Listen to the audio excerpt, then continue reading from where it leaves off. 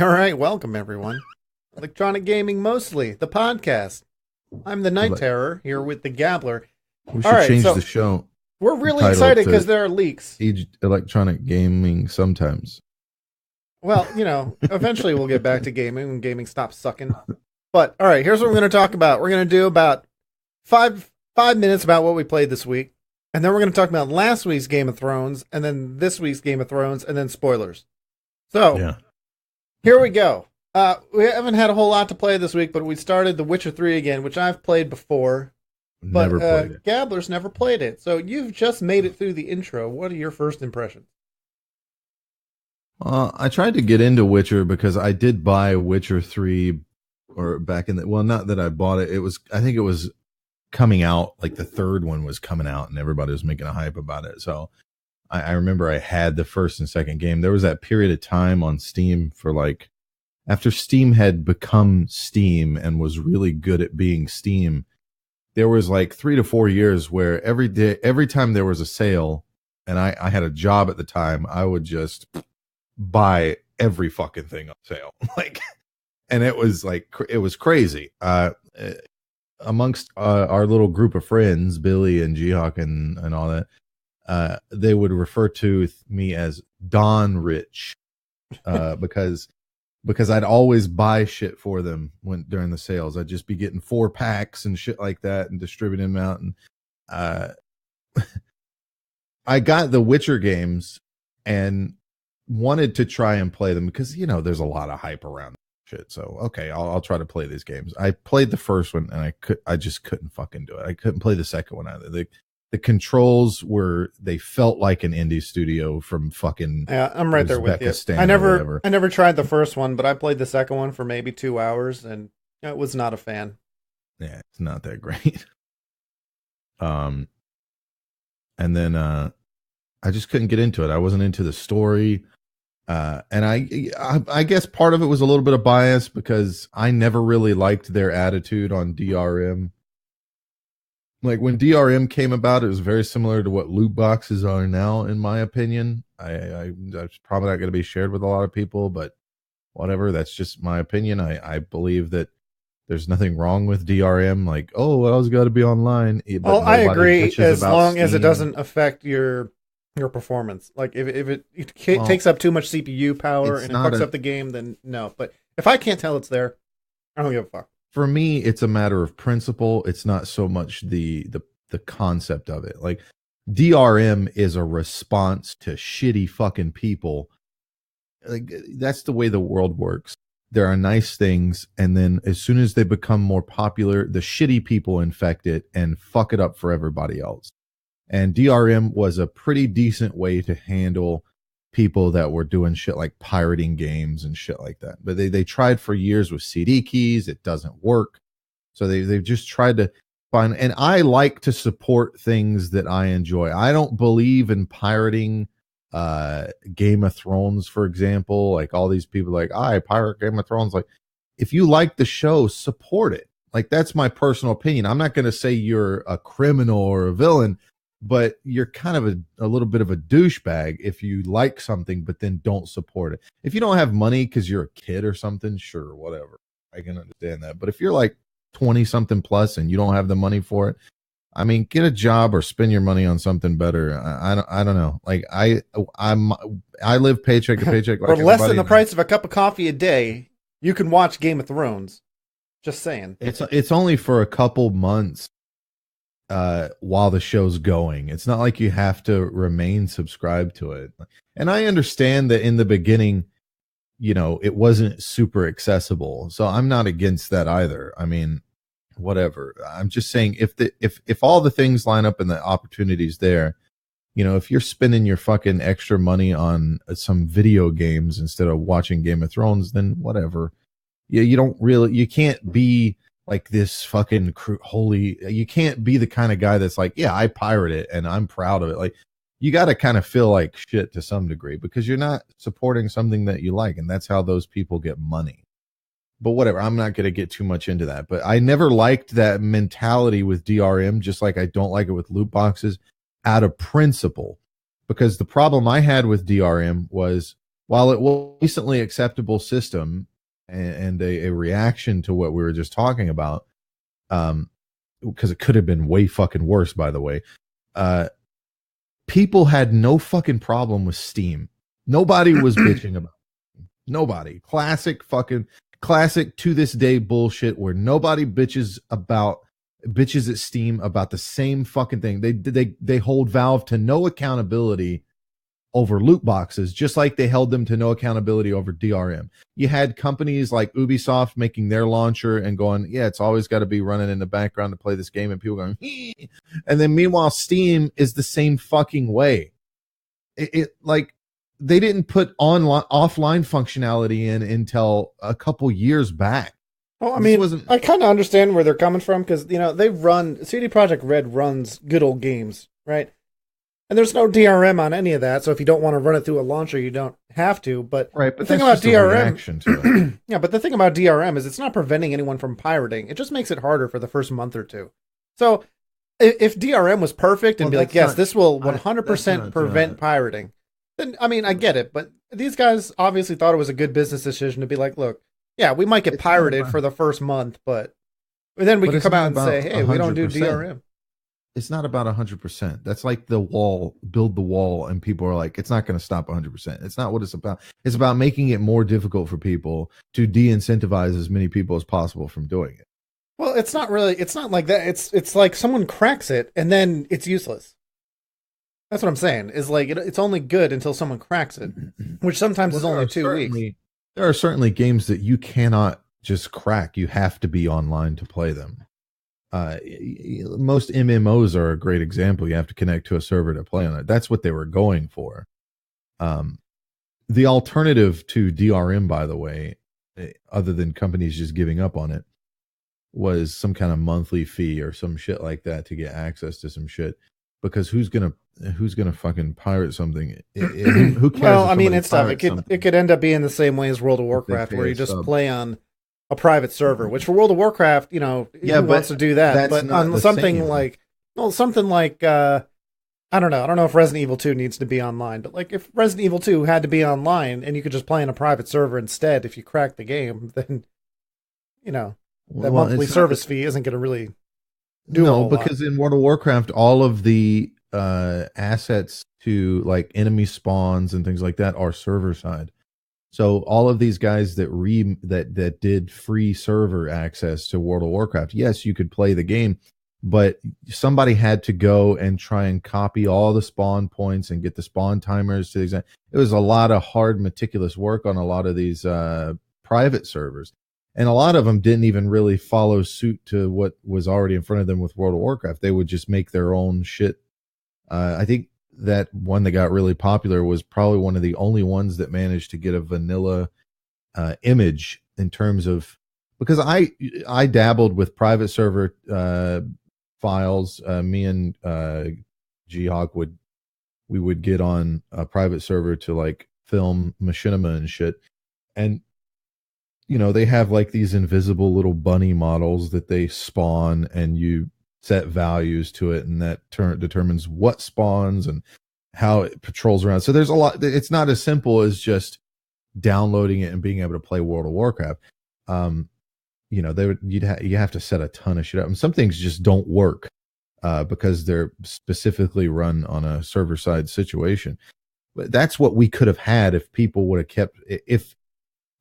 Fortunately, we didn't have that kind of blowback from the developer community over that kind of shit, where they would just be like, let's just put everything server side.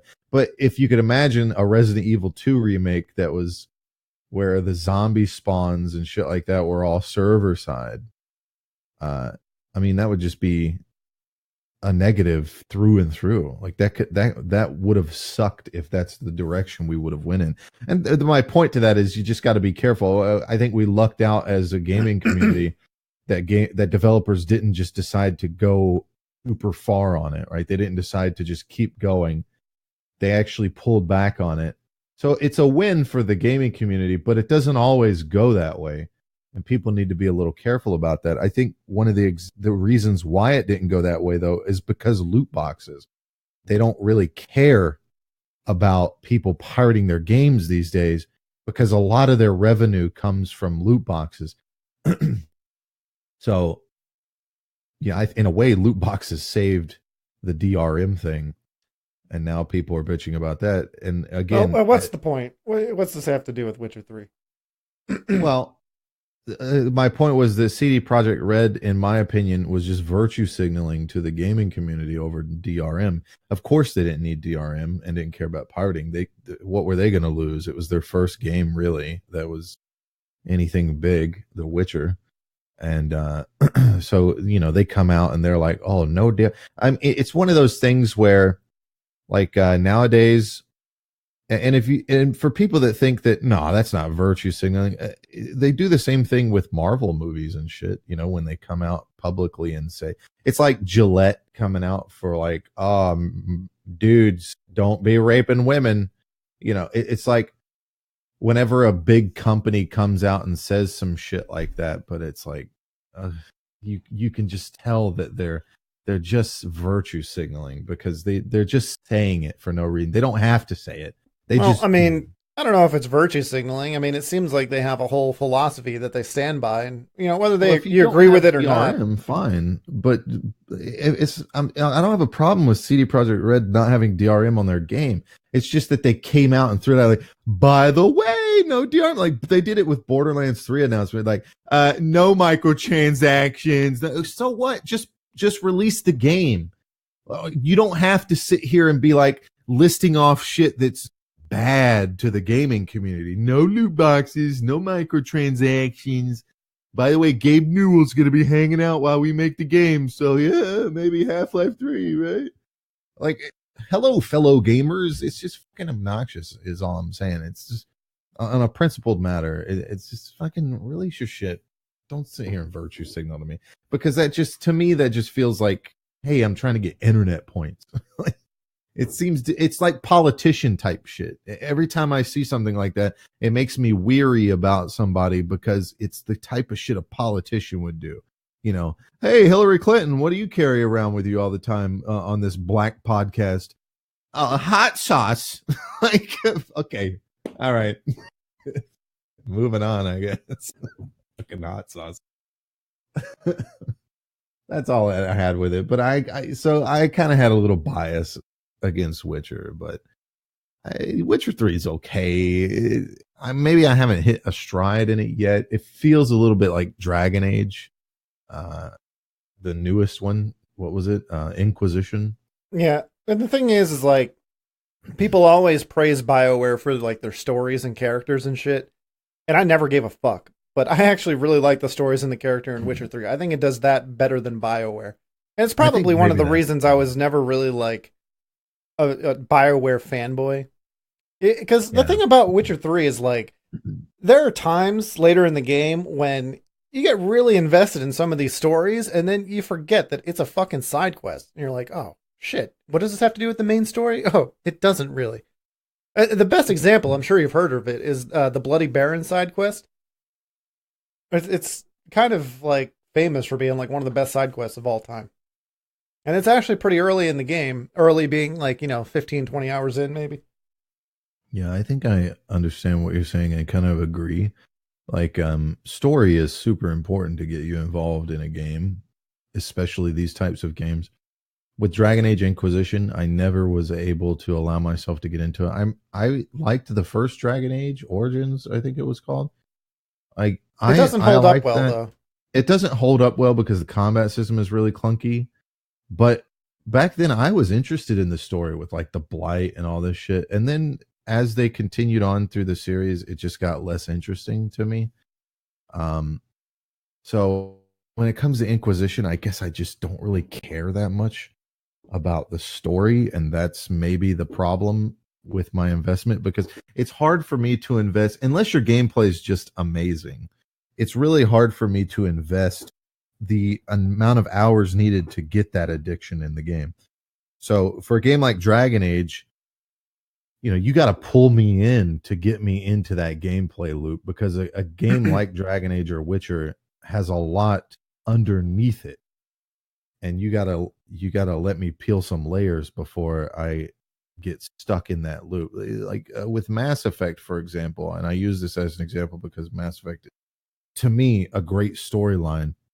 A little bit of that's biased. I played the first Mass Effect. I got it on sale on Steam, and it was, classically an Xbox game, and I played it. And at the time, I was at a period in my life where I wasn't really hanging out with anybody. Like we would have these lulls with our group of friends where we would all get together and play for months and months and months every fucking certain day out of the week, and just every day almost be playing games together. And then we'd have these periods of like a month or two where we'd just kind of suddenly set, like one of us would disappear, and then so the other ones would slowly trickle away and not really talk to each other for two months until something brought us back together or whatever.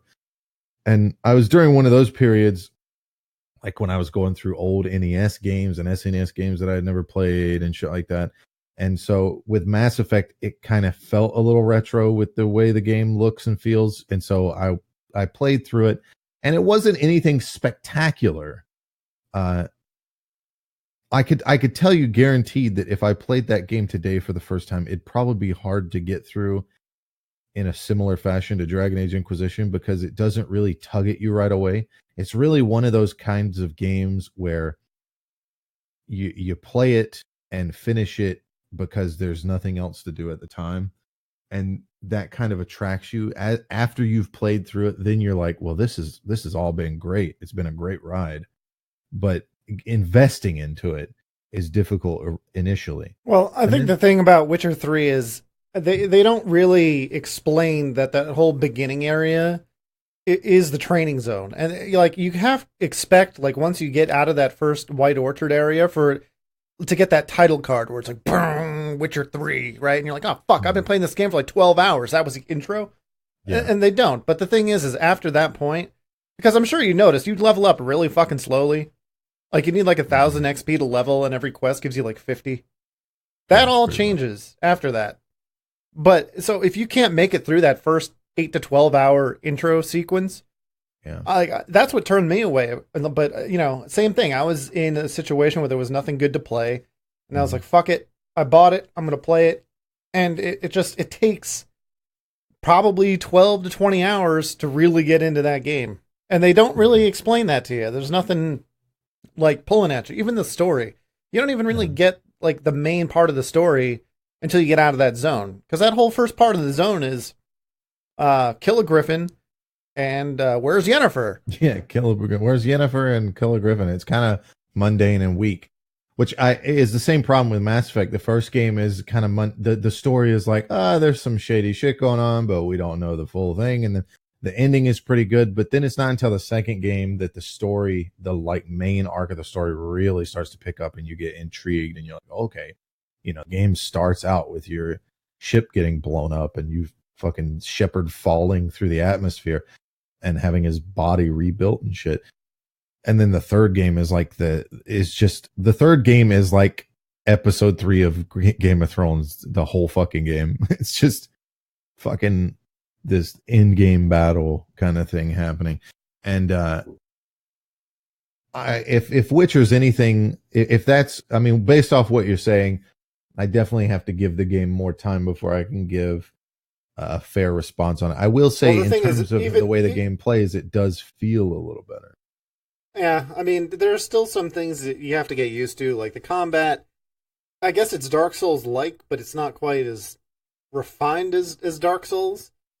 But I don't know, like once you get used to it, it feels like, I guess a lot of people who start that game want to just hack and slash it, and that's not what you do. So I guess if you're coming from Dark Souls, you kind of get it a little bit more. And especially if you're not playing on easy, like all right, so full disclosure, not stream, podcast people. I play on easy. So the reason I play on easy is because even on easy, it can be pretty fucking difficult at times. And also, I don't like making potions. I just don't like going around and researching all the shit that I have to kill and running around collecting all these plants and making shit and applying it to a sword, and then like, oh, I applied it too early, it fucking ran out, and I don't have any. Like, it's just bullshit. Like, I just want to use my sword. So I figure playing on easy without making potions is about where it should be on normal when you do make potions. So I don't feel bad about it. I've already died a bunch. Like yesterday, I was on my way to a quest and I saw this entrance to a mine. And I'm like, oh shit, what's down here? So I go down into this mine and all of a sudden there's this boss enemy. It's like a giant spider slug thing. And I do no fucking damage to it at all. And it two-shots me. That's on easy. Well, usually that means there's some kind of spell or something. Like I ran into you can look it up in the bestiary, and the bestiary says it's weak to like fire and some other things. Even my fire spell did nothing, and it didn't even have like a level next to it. So to me, that means I'm way under leveled. Right. So it's possible, and the thing, even in the in that White Orchard area, the first area you're in, like there are enemies that go up to level 7. And on normal, if you're like running around, you stumble across a level 7 enemy. To whatever it was like a wraith or something like that I ran into. Yeah, like right away too. It's like as soon as you go out of that main town, it's like, ooh, a place of power. And you go and you sit down and a fucking wraith shows up and it's like level 7 and beats the shit out of you. 10 feet outside of town. So yeah, I ran away from it the first time, and the second time I came out and kicked its ass. Yeah. And the thing is I like being able to explore a little bit more. I don't like... Because it's very specific as to what level these enemies are. And even on normal, if like they're a little bit higher than you, you'll get your fucking ass kicked. And there's nothing on the map saying like, oh, hey, this is a level 8 zone and you're level 3. Like, you just have to guess. So it's a lot of like minutia. And if it was a short game, yeah, I could see it being harder. But there is so fucking much in this game. You know, like, I don't really feel like I need to extend it out. You know, like, I'm not trying to rush through the game. But when I fight something my level, I don't think it's unreasonable when a dog jumps at me to dodge / it's dead. Yeah, I agree. Yeah, the dogs needing to be hit with fire was kind of weird. I mean, you're a witcher, and these are dogs. 2 slashes, I think, should be enough. So yeah, it's that's the thing about The Witcher 3 that I like, is there's a lot of things I don't really like about it, but you could just ignore it. Like, there's nothing in there. Like, some of the skills that you get, especially for like signs, and like there's a lot of useless talents, and you can just bypass them completely. And it has no ill effect on the game. A little weak when I looked at it, because it really just enhances stuff you already have. Which is whatever. There's nothing exciting about that. In my opinion, I think Warcraft does a great job with it. Well, that is your leveling. People always go on about, vanilla is the greatest. I don't know. The talent system kind of sucked. It was just, the only thing that was great in the old talent system in vanilla was getting new abilities. That's what was great. Yeah, well, and that you could customize, but once people found out what like the min-max talents were, that kind of went out the window. Right. But the thing about The Witcher is, like, I don't have to worry about any of the alchemy talents now, because I'm not doing alchemy. You know, so I can put that shit in other places. And just like any other game, I just look through, and the stuff that I use the most is the stuff I get first. Like, I do a fast attack with my sword more than anything else. So I'm going to buff that to maximum right off the bat.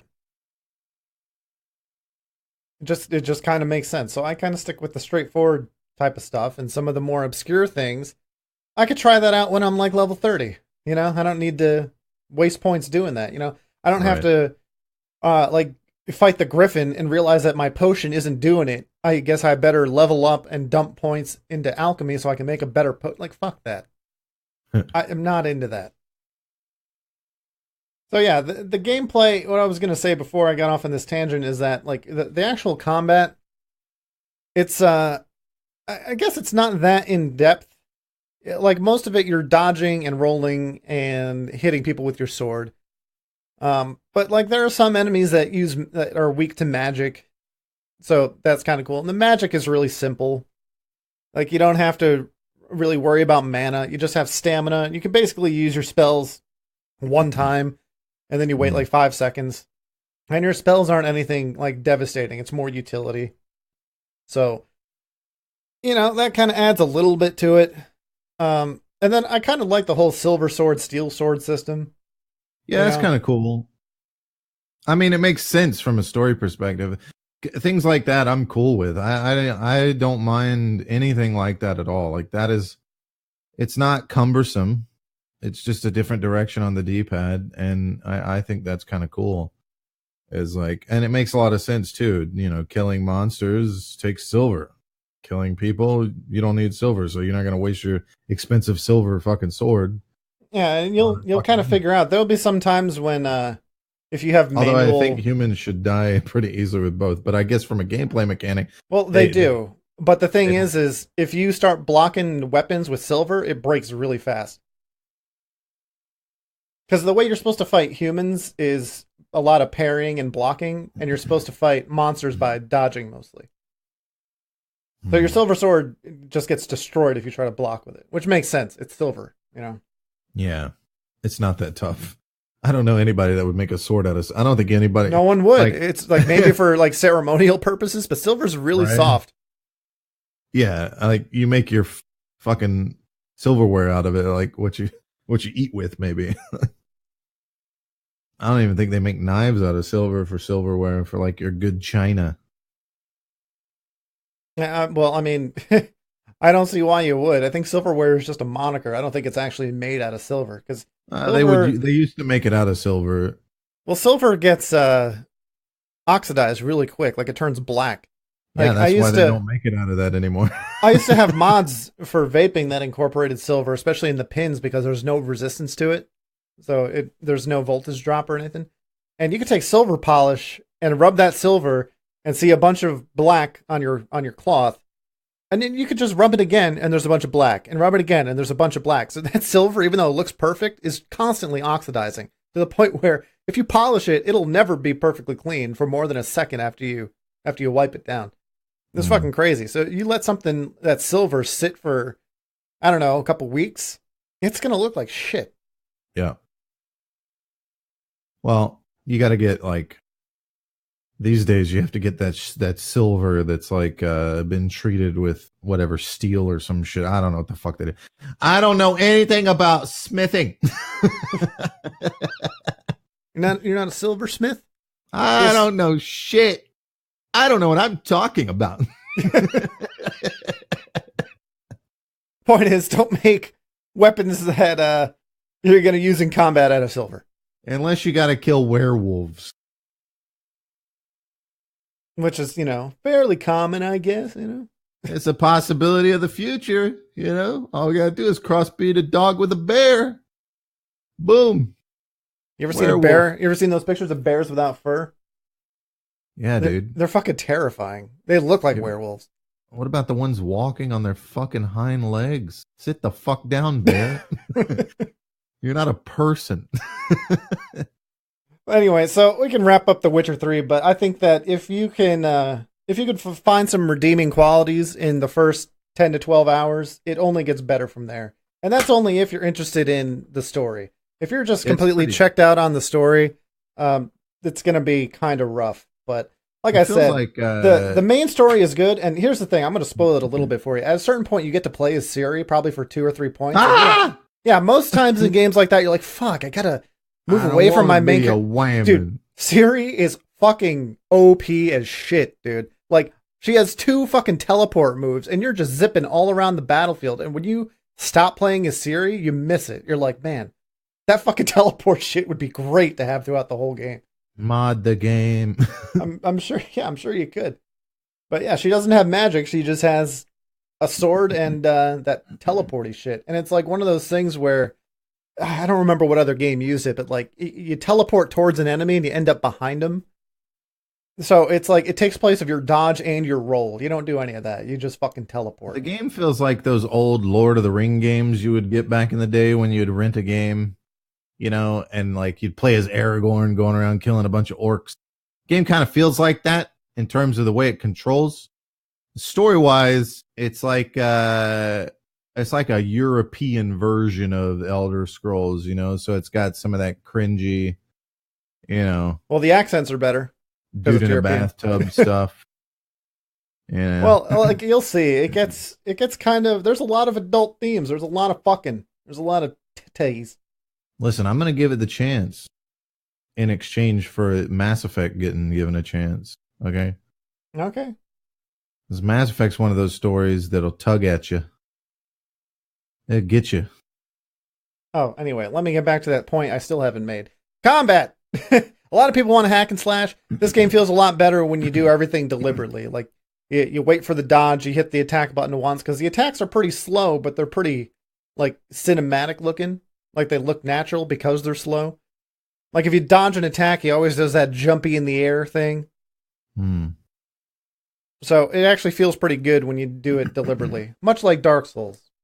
Anyway, that's the point I was going to make. If you're going into it like a hack and slash, good on the whole. I ain't gonna work. So yeah, Witcher 3. If you're interested in watching that from pretty much the beginning, check us out on Twitch. Bitch. I said that because it rhymes. By the way, right. Don't forget to vote for me as new Twitch CEO. Sign a petition. Send an email to Jeff Bezos at Amazon.com. Pretty sure that doesn't happen by popular election. But... What? Man, that's some bullshit. Okay, sorry.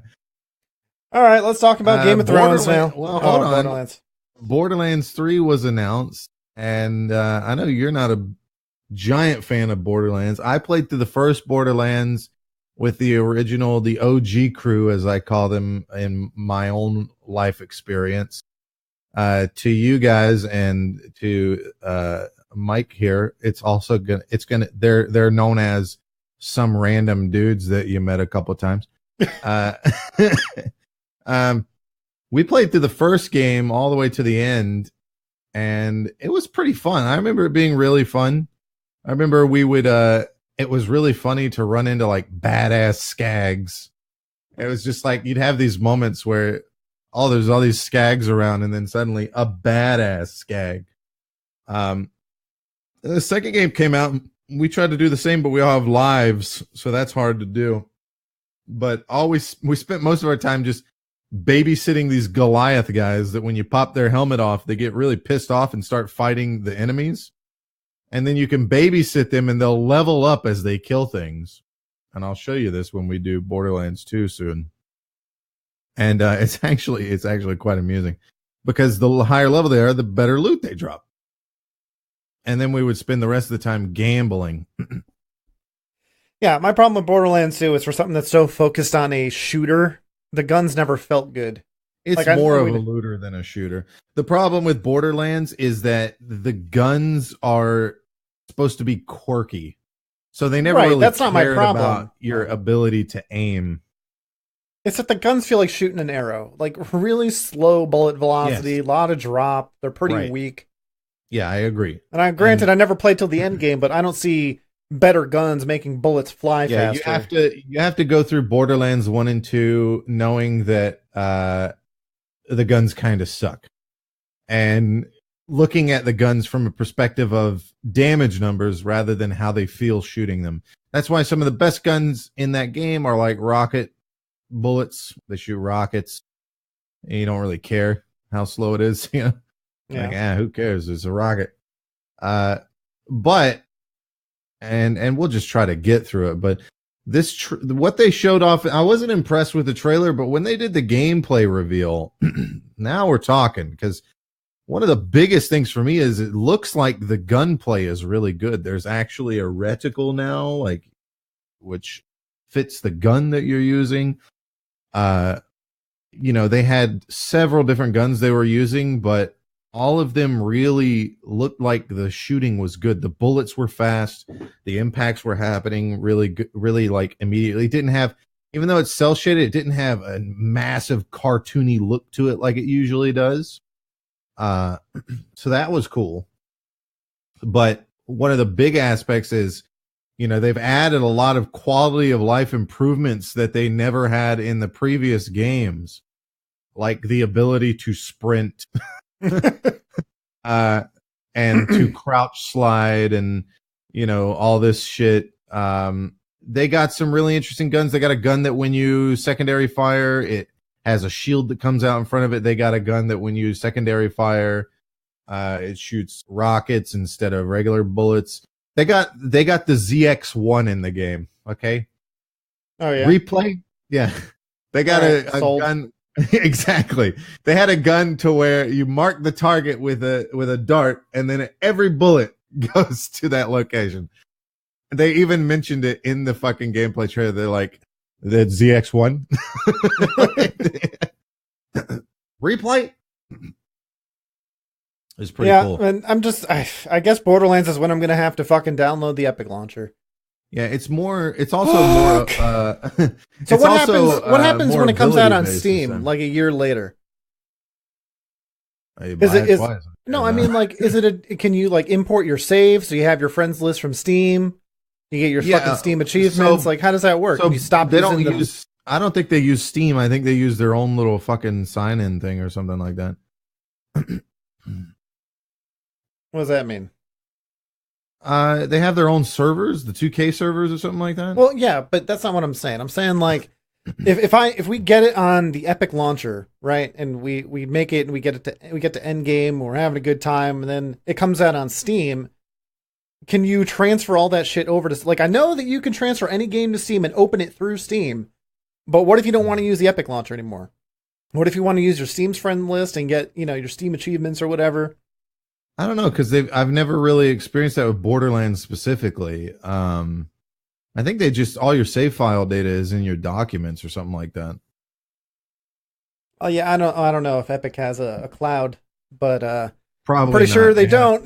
They don't have anything. Their one programmer hasn't gotten to that yet. Yeah. That's 6 months out. He's still working on, friends list integration. Shopping carts. You really look back on Valve's career and realize they got the same problem Epic does back then. They only had like 2 guys working. It's Gabe and his sandwich. Till he ate it. Gabe and his 3 cheeseburgers. 3 cheeseburgers. Check it out, guys. You got a new pair of pants. Man. I just got cheeseburger pockets. We got one more month till June where we get to see fucking Phil Spencer walk out on stage, heavily breathing, greasy mouth from fucking eating a giant cheeseburger. Like, he ate that cheeseburger from Resident Evil 2 Remake. My God. Yeah. That's going to be exciting.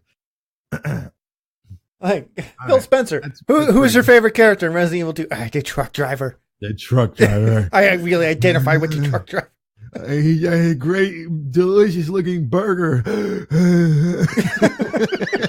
Are you okay, Phil? Yeah, I'm gonna be fine. Never better. Never felt better. Give me another cheeseburger. Get me out on the stage there. Yeah. Sorry, Borderlands 3 is coming. It's probably going to be when I finally break down, get the Epic launcher. There's also Rage 2. What's that, like 2 weeks away? That's a couple weeks out, yeah. Oh, man. Like, it looks really good, but I didn't realize it's single player only. There's no co-op. Yeah, but so is Doom. It's going to be like Doom. Right, but I know it uses the same engine as Doom, but Doom is just about shooting, whereas Rage seems like more like a Fallout thing. No, if you watch the trailers... No, actually, Rage is more of a shooter than a Fallout thing. It's just the setting is a Fallout thing, a post-apocalyptic thing. The gameplay is mostly just shooter. I thought it was like an open world kind of thing. It is, but I mean, it's like if Doom was open world. Yeah. I don't know, man. Like, after playing Far Cry... Oh, you'll love it. Trust me. It just seems like, we should be able to co-op. I don't know. Call me crazy. Yeah, I mean, I agree. I mean, it's weird to me when I see games that aren't co-op. Like, you're really missing an opportunity to sell 2 copies, is what you're really doing. But yeah, you get these people that are like, I want single player games. Dude, I like single player games as much as the next guy, but this doesn't seem like it would lose anything by having co-op. I agree. So, I mean, whatever, I guess. I absolutely agree. Really going to cut into our Witcher 3 time. Just saying. 2 weeks from now. So that's all I got for gaming, really, unless you got anything. I was going to say we should go back and play the first Rage, but we might not get time. I don't know. Witcher might have to be one of those things we just come back to every now and then. Yeah, well, if Rage is what it looks like it's going to be, I'd say that has about a 1 to 2 week lifespan before we beat the shit out of it. And I mean, if it's a cross between like Wolfenstein and Far Cry, I mean, that's about as much time as we put into those games. So Yeah. I think it's going to be on the terms of like how much gameplay there is. It's probably going to be similar to Doom in terms of how big it is. I don't know. It's open world, so there's probably going to be a lot of side quests. So it might be like the size of Fallout in terms of what there is to do. Well, not really. Maybe half the size. Well, the problem with Fallout is that there's, the reason why Fallout has so much shit is because they have like this shitty engine that they can just pump shit out on, and they don't really care how buggy it is when it comes out. It's expected at this point. I just think it's weird that Fallout 4 was praised and Fallout 76 is fucking shit on. Like, it's the same fucking game. Like, I get it. Like, 76 doesn't have the story or the characters, but, like, who gives a shit? It's the same game, yeah. That's like, and actually, they've added a lot of cool shit to it since we played. So it's kind of better. The problem that I have with 76 is the same problem I had with Fallout 4. Is it doesn't feel good. It feels like an old game. It feels like, especially a game True, yeah. Skyrim can get away with it because it's using magic and swords. But you try to make like a responsive shooter with that engine, it just doesn't work for me. You know? No, I agree. Yeah, it doesn't make for a great shooter game. So it's hard to kind of get into and be like, yeah, I want to upgrade all my guns. Like, why? I mean, the thing about Fallout 4 was that it was a lot easier to level up and just be that sneaky character. You know, you find that one silenced pistol and you put silencers on everything and you just go into sneak mode, level up your stealth, and fucking shoot people in the head and they die. Right. Fallout 76 takes a lot fucking longer to get to that point, and there's a lot of other elements that you need to invest points into. It's got that multiplayer problem where because there's PvP in the game, there has to be some stupid ass balance. I'd rather it just be Fallout 4 with co-op. I absolutely agree. There should have never been PvP in the game. And hopefully they move even further away from it. I know they're moving closer. They made a dedicated PvP mode. Hopefully, I don't know what that means for the PvE. Does that mean that they've removed a lot of the PvP element? I don't know. I think they actually made it so it's more PvP focused because so many people were bitching about it. Which is a shame. It seemed to me like they were moving away from it, so we'll see. So yeah, fuck video games, I guess. Pretty much. What is happening?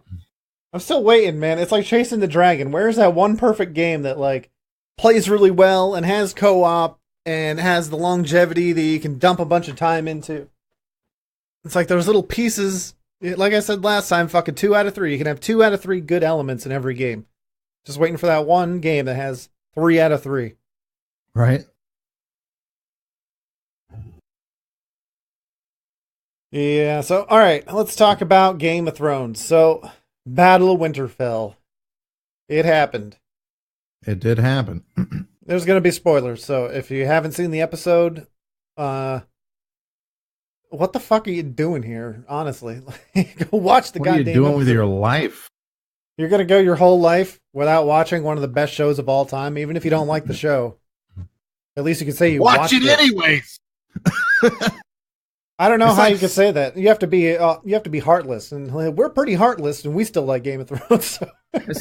It's like looking at like somebody goes, "Hey, you want to see my tits?" Nah. No, not even. Don't even want to see them. Okay. Nah.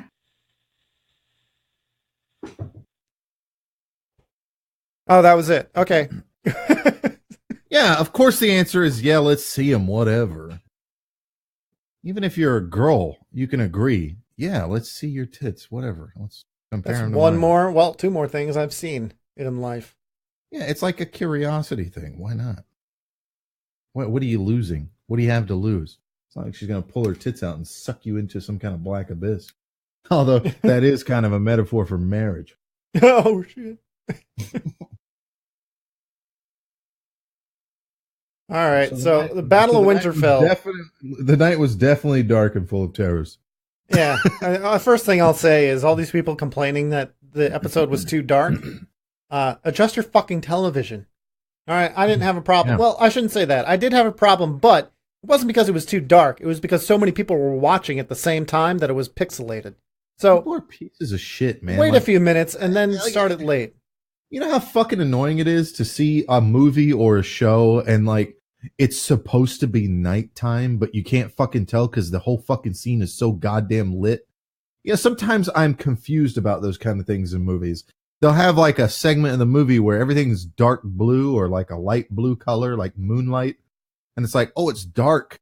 And I'm like, and you see shit on the screen, and then the character also can't see the shit. Like, I can see it. You're telling me you can't see it. It's one of those movie rules. It's like, you ever see those scenes in movies and shows? It happens all the time where they're like, hey, come here. We got to talk in private, right? And it's 2 out of the 3 people go and have a, quote, private conversation, and they're just talking really loudly, and the guy behind them can't hear. It's one of those suspending disbelief things where you just kind of accept that that person in the back can't hear. Same thing with this. Like, whatever. It's they want you to be able to see, but then, you know, they don't want the characters to be able to see. I prefer this much better. Okay. It was the whole point of the darkness is to make you feel like the characters. You have some favorite characters on the front lines there. Jamie and Branna and fucking Grey Worm, all these characters that people do enjoy and don't want to see die. You can, if you don't consider these people main characters, you don't know what the fuck Game of Thrones is about, okay? It's not Jon and Daenerys and Arya. That's not what this show is. Yeah, and you had enough main characters die. I know everyone's expecting the Night King to like kill everybody, but the thing is, if you think about it, the Night King hasn't been a part of any of these people's storylines ever. They're just here to help Jon. So to have them die to the Night King would be really not satisfying. Really stupid. The only way for them to die and have any kind of impact is to the people we've known throughout the whole series. Right. Which is the next 3 episodes. This is why, if you notice, the deaths in this episode happen relative to their story arcs. Jorah dies with Dany, protecting Dany as her shield. This is why people are like, how did she not get stabbed by a White Walker or a White when they were climbing on the dragon? Because the purpose of that scene was shield Jorah. The purpose of that scene was to get her off the dragon. Drogon throws her off so he can go into the air and wiggle all those fuckers off of him. Okay? And then she's down there and she doesn't fight. She needs a knight to protect her. And Jorah, of course Jorah would be there. Of course Jorah would be keeping his eyes on her the whole fucking time. And the moment he sees that shit happen, would come running to her fucking rescue. Okay? Like, you can just imagine what Jorah would have looked like if they cut over to him and spoiled the whole him showing up at the last second. Okay, because first of all, if they would have cut to Jorah watching the whites crawl on top of the dragon when she doesn't notice, you would have immediately gone, oh, she's going to be fine. Jorah's going to get there. But they don't want that. They want to suspend that for you and to think, oh my God, is Dany going to get it? Is this how she dies? Is right here? Yeah. Oh shit. She gets stabbed or some shit? So they don't show Jorah, who would have probably been watching the whole time, sees Dany land. I mean, how do you not fucking notice that? She just roasted some shit, sees Dany land, and then starts seeing that shit climb on her. Like, he's gonna immediately be. It's like dun dun dun dun dun dun dun. It's like out of fucking Monty Python. Dun dun dun dun dun. He's just fucking. He's on the way immediately. Okay, and gets there just in time, and then sacrifices himself. That's the kind of deaths you're gonna see in episodes like that, where they have nothing. They have to be meaningful. There's fucking 3 episodes left. Right. At this point, these characters are going to have meaning. There's not going to be meaningless deaths. Deaths are going to be either to push characters and so, like, you're going to see deaths of characters coming up that push other characters. The purpose of that death is not for the character that's dying, but for the characters. That's the purpose that the deaths have always served. I mean, you gotta. There's a lot of characters at the beginning, and then a lot of them have to get killed off to push the story of the characters that actually matter. But when you have 8 seasons to go, I mean, these characters, people get attached to them. Like, first season, you get attached to Ned, right? And season 3, 4, you get attached to the Starks, and a lot of them fucking die. But all their deaths kind of bring the rest of the Starks into the spotlight, right? So now you're like, all right, now their stories actually matter. I'm talking about just in like pushing. So like the death of Ned Stark pushes Arya into a certain direction. It doesn't really affect Sansa. Sansa's character isn't affected by Ned's death. I mean, obviously she's affected, but it doesn't change who she is until like Peter Baelish changes who she is. Like it's all the things that happen to Sansa plus Peter Baelish makes Sansa who she is today. Arya sees her father die, who was this great man to her that even though she wasn't supposed to because it's not ladylike, allowed her to train and pick up a sword because she liked that and did it in secret. And that for her, just seeing her dad die was enough to make her immediately go, I want to kill all these motherfuckers. I want to learn how to kill all of them. Everything else that happened to her was just a process of her learning how to kill motherfuckers.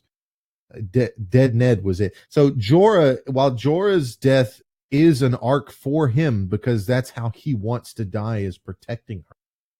It's also, it affects Daenerys in a way that she's lost someone she cares about, and she's lost a dragon. Now she's lost someone that was there with her from the beginning. She lost her husband or the father of her child. Yeah, or whatever. and it all has to be there because another dragon, you know. She doesn't really understand the cost that this war is going to take, you know, the toll it's going to take on her. She can't just fucking roll up into Westeros, take over, and be like, her Dothraki.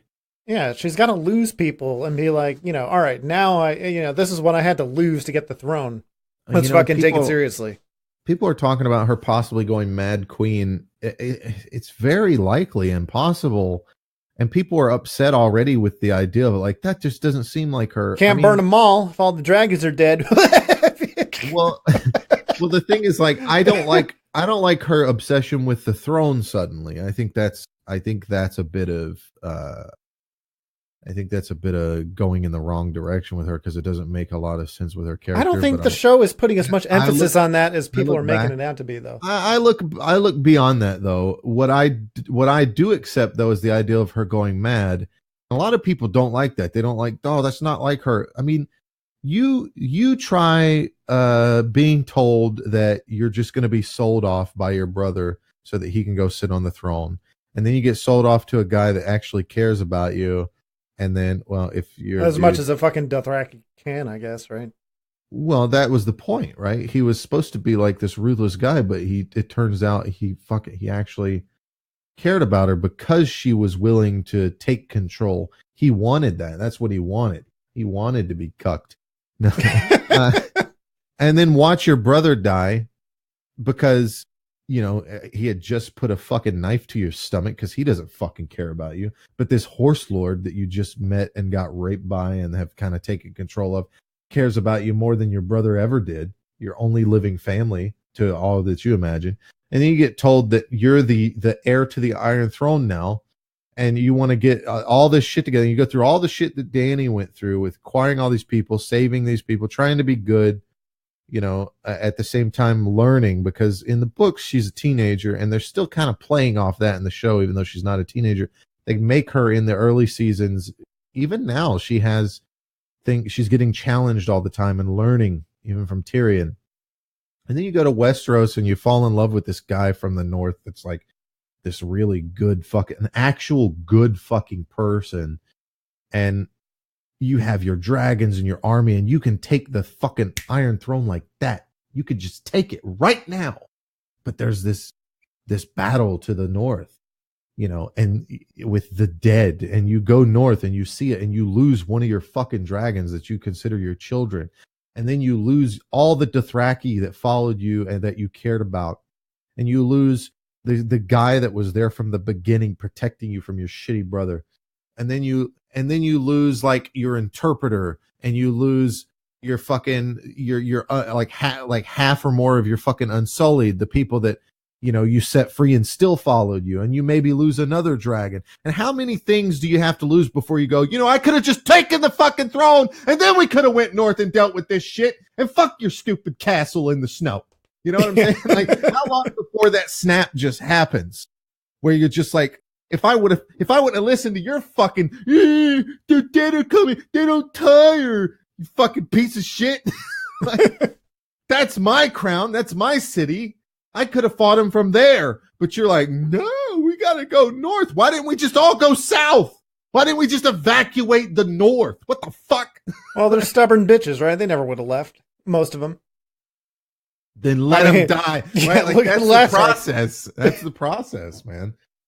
So, you know, I don't see Danny going Mad Queen as a negative at all. It makes a lot of sense.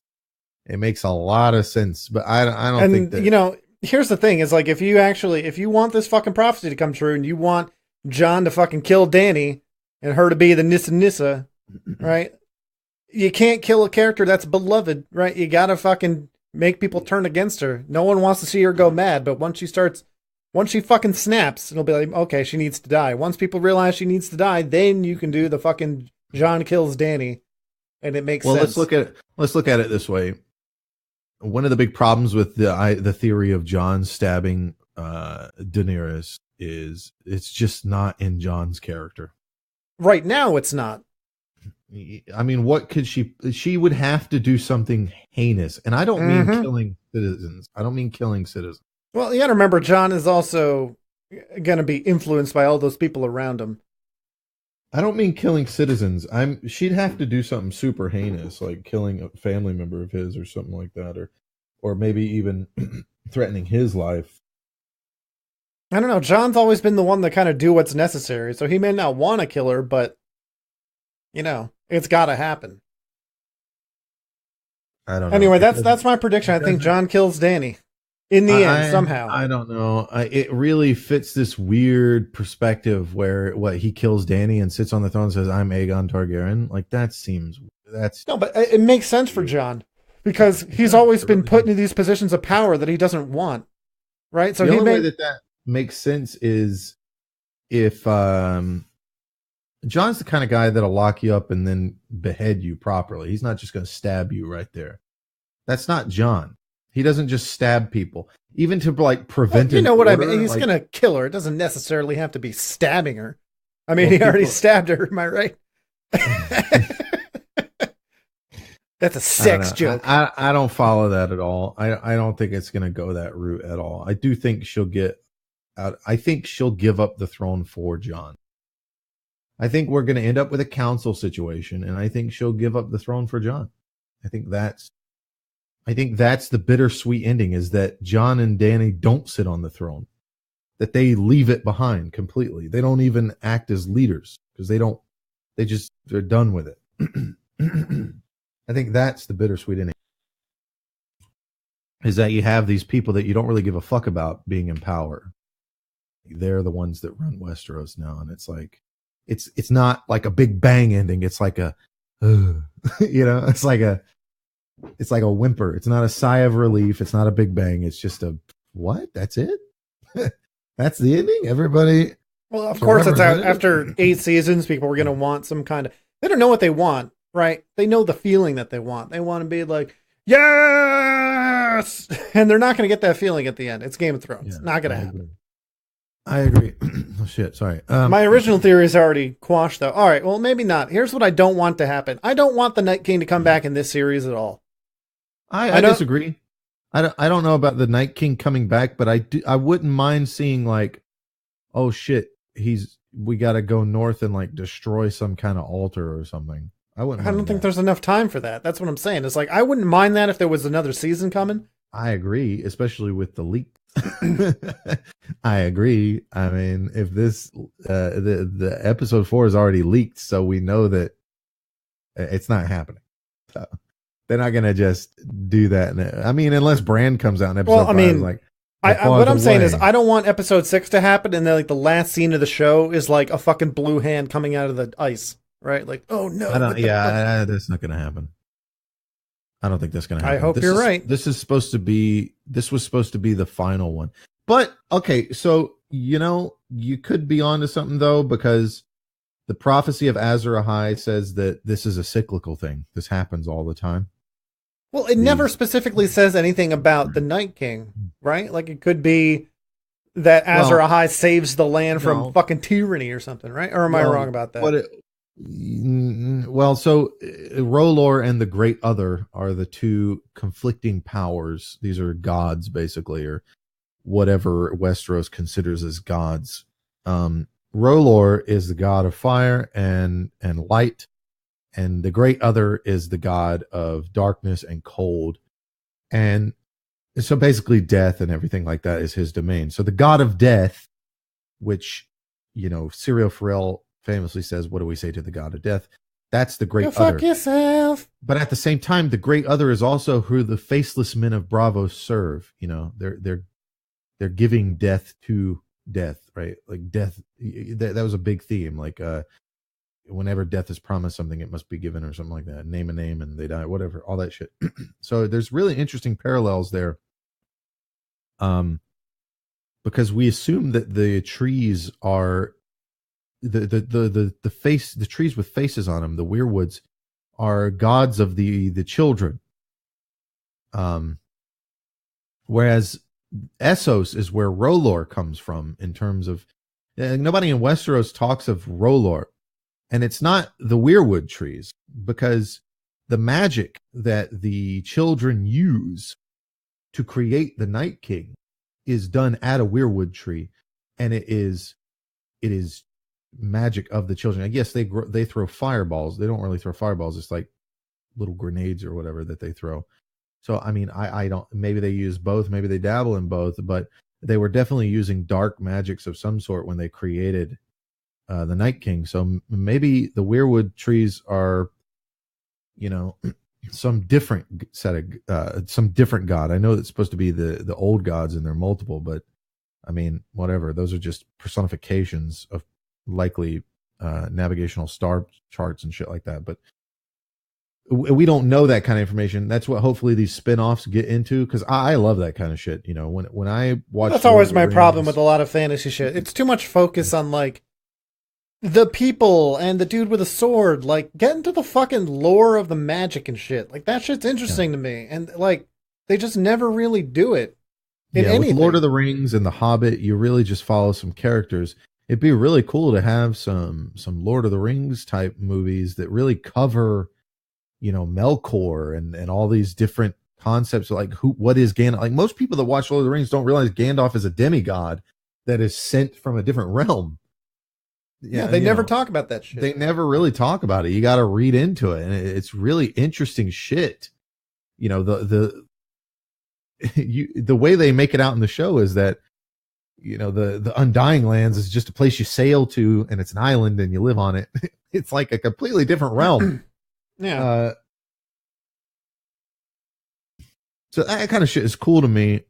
Similar to World of Warcraft. Like, if you don't, like, I've been following World of Warcraft lore for a long time, and in Legion, we just started to get into some of the thicker, darker aspects of it, like the cosmos, and that's cool shit, because you start with this fantasy thing that's happening on this planet, and then you can go beyond that, like other planets and things like that. And I know that's technically sci-fi, but in my opinion, it's still fantasy. Just because it's happening on a different planet is like sci-fi is more technology and space flight and things like that, where fantasy is more magical and whimsical and mystic than that. So when in World of Warcraft they get in they climb into a crystal ship and use the light magic of actual holy light magic to travel the speed of light. That's not really sci-fi, in my opinion. That's straight fantasy. They're not using a warp drive or something like that to hit that. They're just using light magic to turn themselves into a ball of light and travel the speed of light. So whatever. But we don't have anything like that for Game of Thrones. We're at that stage where everything is. It's like when Tolkien wrote Lord of the Rings and The Hobbit. That's the stage we're at. We haven't had the Silmarillion or anything like that yet. And he started to work on some of that. George actually recently released a book, believe it or not. It's not Winds of Winter, unfortunately, which tells you why Winds of Winter hasn't come out yet. He released a book called Fire and Blood, which covers the Targaryen history. Now, that's not a ton of lore, but it does kind of go back to some of the, Targaryen bloodline and speak to that a little bit. Hopefully we get more things like that, though. And I love the idea of these spinoffs maybe going. We have confirmed that one of the spinoffs, at least the first one we're going to get, has to do with the previous Long Night. According to Game of Thrones, There's been 2 long nights.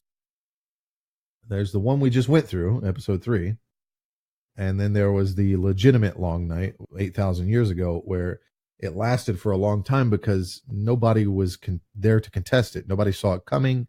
It happened, and people just survived in an apocalyptic zombie type living arrangement for a long time until a hero rose out of nowhere, a champion of Rolor, and forged a sword called Lightbringer and brought justice to the land. And, you know, he was known by different names in different areas, and maybe Essos had undead in it. See, that's the crazy thing, right? Because this theory, the concept of Azor Ahai is a Essos concept. It is a story told in Essos.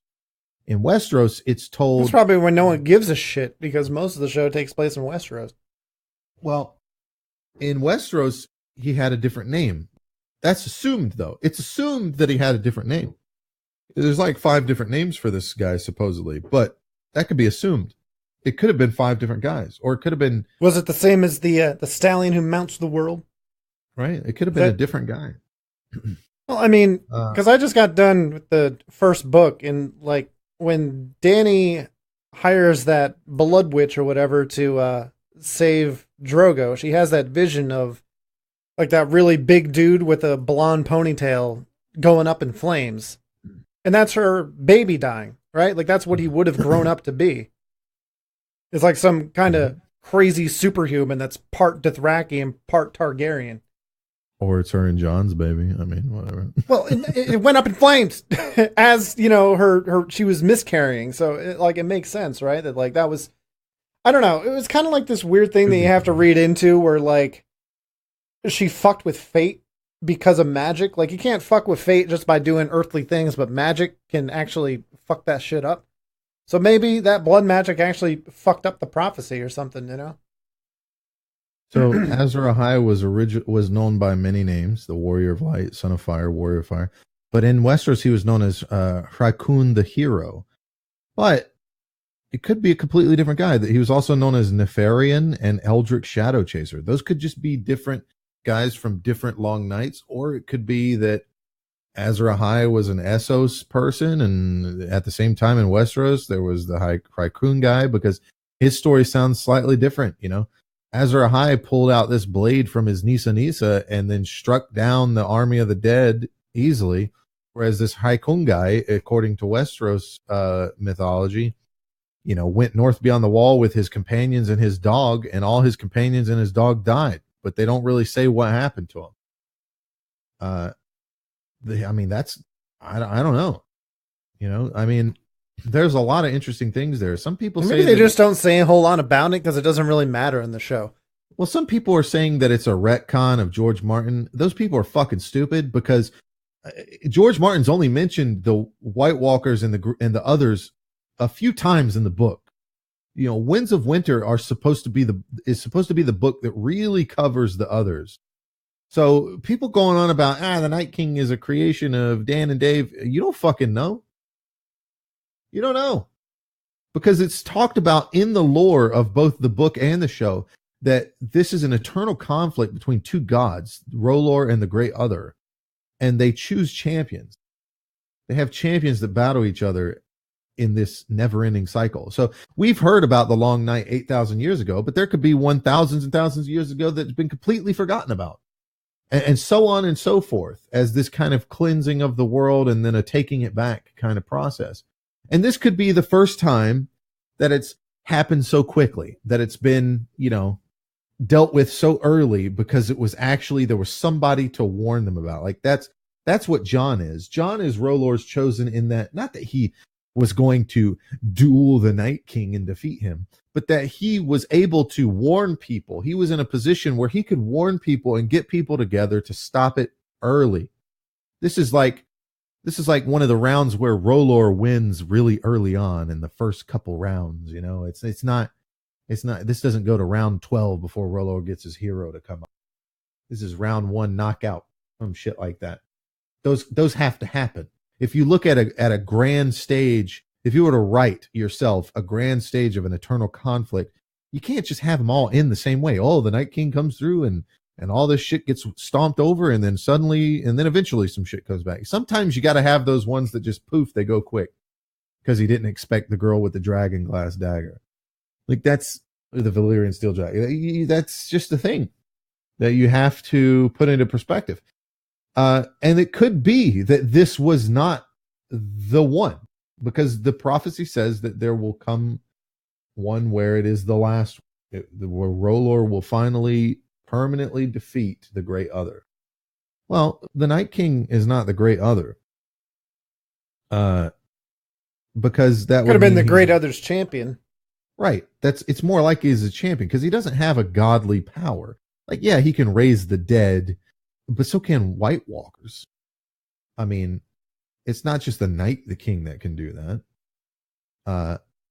White Walkers can do the same. We know that because if you kill a White Walker, all the whites that they command die. So it's kind of this interesting thing where this could, maybe Azor Ahai isn't in this one. Maybe Melisandre was wrong. You know, maybe she's one of those times been wrong before. She's expecting this to be the last one, but it's not. And who cares if she walks off and kills herself afterwards? That means nothing. She's been wrong before, and that could be a flaw in her character, where she just thinks that was the last one. I'm done. But little known to her, because she doesn't know enough about it. I mean, this is the same woman that saw a vision of Bran and the three-eyed raven in the tree and assumed that was the Great Other's champion. She assumed that. But she was so far from the truth. When in fact, Bran is the complete opposite to the Night King. And is someone the Night King wants to destroy. Therefore, the Great Other is against them. So it's one of those kind of things. Maybe the Night has nothing to do with the undead. Maybe that's just assumed. Maybe the undead are just kind of a byproduct of it. We don't know. We don't know the logistics on that because none of that has been put forward yet. There's no lore for that. They just said that it's going to be a really long winter. You don't really need an undead army for winter. Right. Just saying. Now, the final book in the series is called A Dream of Spring. That doesn't mean, hey, spring's here. It's a dream of spring. It's the idea that spring will come eventually. Winter is not over. People think that winter is coming means that, the Night King's dead, so the snow's going to go away. Absolutely not. There have been pictures leaked from way early in development of the show for season 8, where we can see snow on the ground in front of King's Landing. The snow is not going to stop. It's still winter. Yeah. It may have nothing to do with the undead. The undead, again, could just be a byproduct of this shit. Now, it may be the case that, the night is not as dark. That may be a process of like the Night King creating that blizzard or whatever, and blotting out the moonlight or all that. But I think that was a great cinematic choice. I liked that it was really dark because it made me feel like the characters that I cared about, in that I didn't know what the fuck was there. Who fucking know what was there? But the point is, it wasn't too dark. I'm telling you, it wasn't too dark. If your fucking television is calibrated correctly, there are things you're supposed to see and things you're not. When the Dothraki are riding out to meet the undead, you're not supposed to see what they're riding out to. Okay? Right. Not supposed to see that. Not supposed to, yeah, that's right. You're only supposed to catch a glimpse of a giant and realize it's a giant, because if you don't realize it's a giant, they even have the character look up so that it's a giant. But supposed to be smart. Let's hold on. Let's go back and talk about the Battle of Winterfell before we do more future stuff, because we never talked about that on the podcast. So I liked the episode, even if there are things that don't make sense, just from like I've never been so clammy and nervous sitting there watching a TV show ever. It was actually really good. Yeah, I was on the edge of my seat the whole time. That, like, when the Dothraki ran out there, like, I knew they were dead, but I didn't think it would just be like 10 seconds and then their lights go out. And that whole thing of their lights going out as they die, that was pretty good. Now, what I expected to happen was they run out there and there's like that 10-second beat of nothing, and then they all run back undead. I thought that would have been really pretty fucking interesting. Right? Like, oh, yeah, we just immediately raise them. Because why wouldn't you? But that's not Yeah. what happened. Instead, we actually got A lot of something them better. died, and We got a like, lot of them ran back. yeah. So what we got was a literal wave of undead. Like you expect like a clash like you've seen in battle scenes before, but I mean, just imagine like a wave of water, like a fucking tidal wave. Yeah, Hitting because the they're Unsullied. undead. They don't care about running over each other and shit. So, when you see a wave, you're seeing you're seeing some of them crawl over the other ones, and some of them are just being trampled on the fucking ground. They don't give a fuck. Yeah, they got so many of them, and they're expendable. They're the definition of expendable, right? Like they can't really die, not to each other. Right. And I would say that is the only part that I would be upset about is the idea that all these characters like Jamie and shit like that are standing on the front lines and somehow they survive all of that shit. Yeah, that was like one of the parts that, like, I know it's supposed to be confusing as to like where people are and stuff, but it feels like they get stabbed a whole lot. Yeah, like that's the thing that bothered me. Like I don't mind that they lived. They shouldn't have shown them being overrun by undead several times and walk away without a scratch. Like if you want to have them walk away without a scratch, they have to be shown holding them off effectively. Not like Brienne with like fucking 5 undead on her going, ah, right? Doing that fucking yell she does where she sounds like she needs help. Yeah. That's her fucking yell she does all the time. Like, put them in the back line. They're the heroes.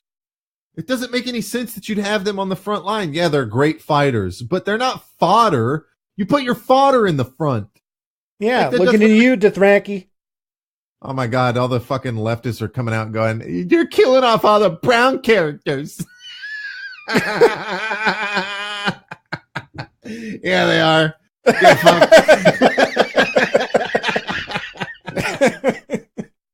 You fucking soft piece of shit. Anyways, that episode was really structured nicely, though. I mean, despite that was my only real complaint. I don't care that John didn't seemingly get to do much. I mean, that guy, he's done enough. He didn't need to be like you're talking about a Mary Sue.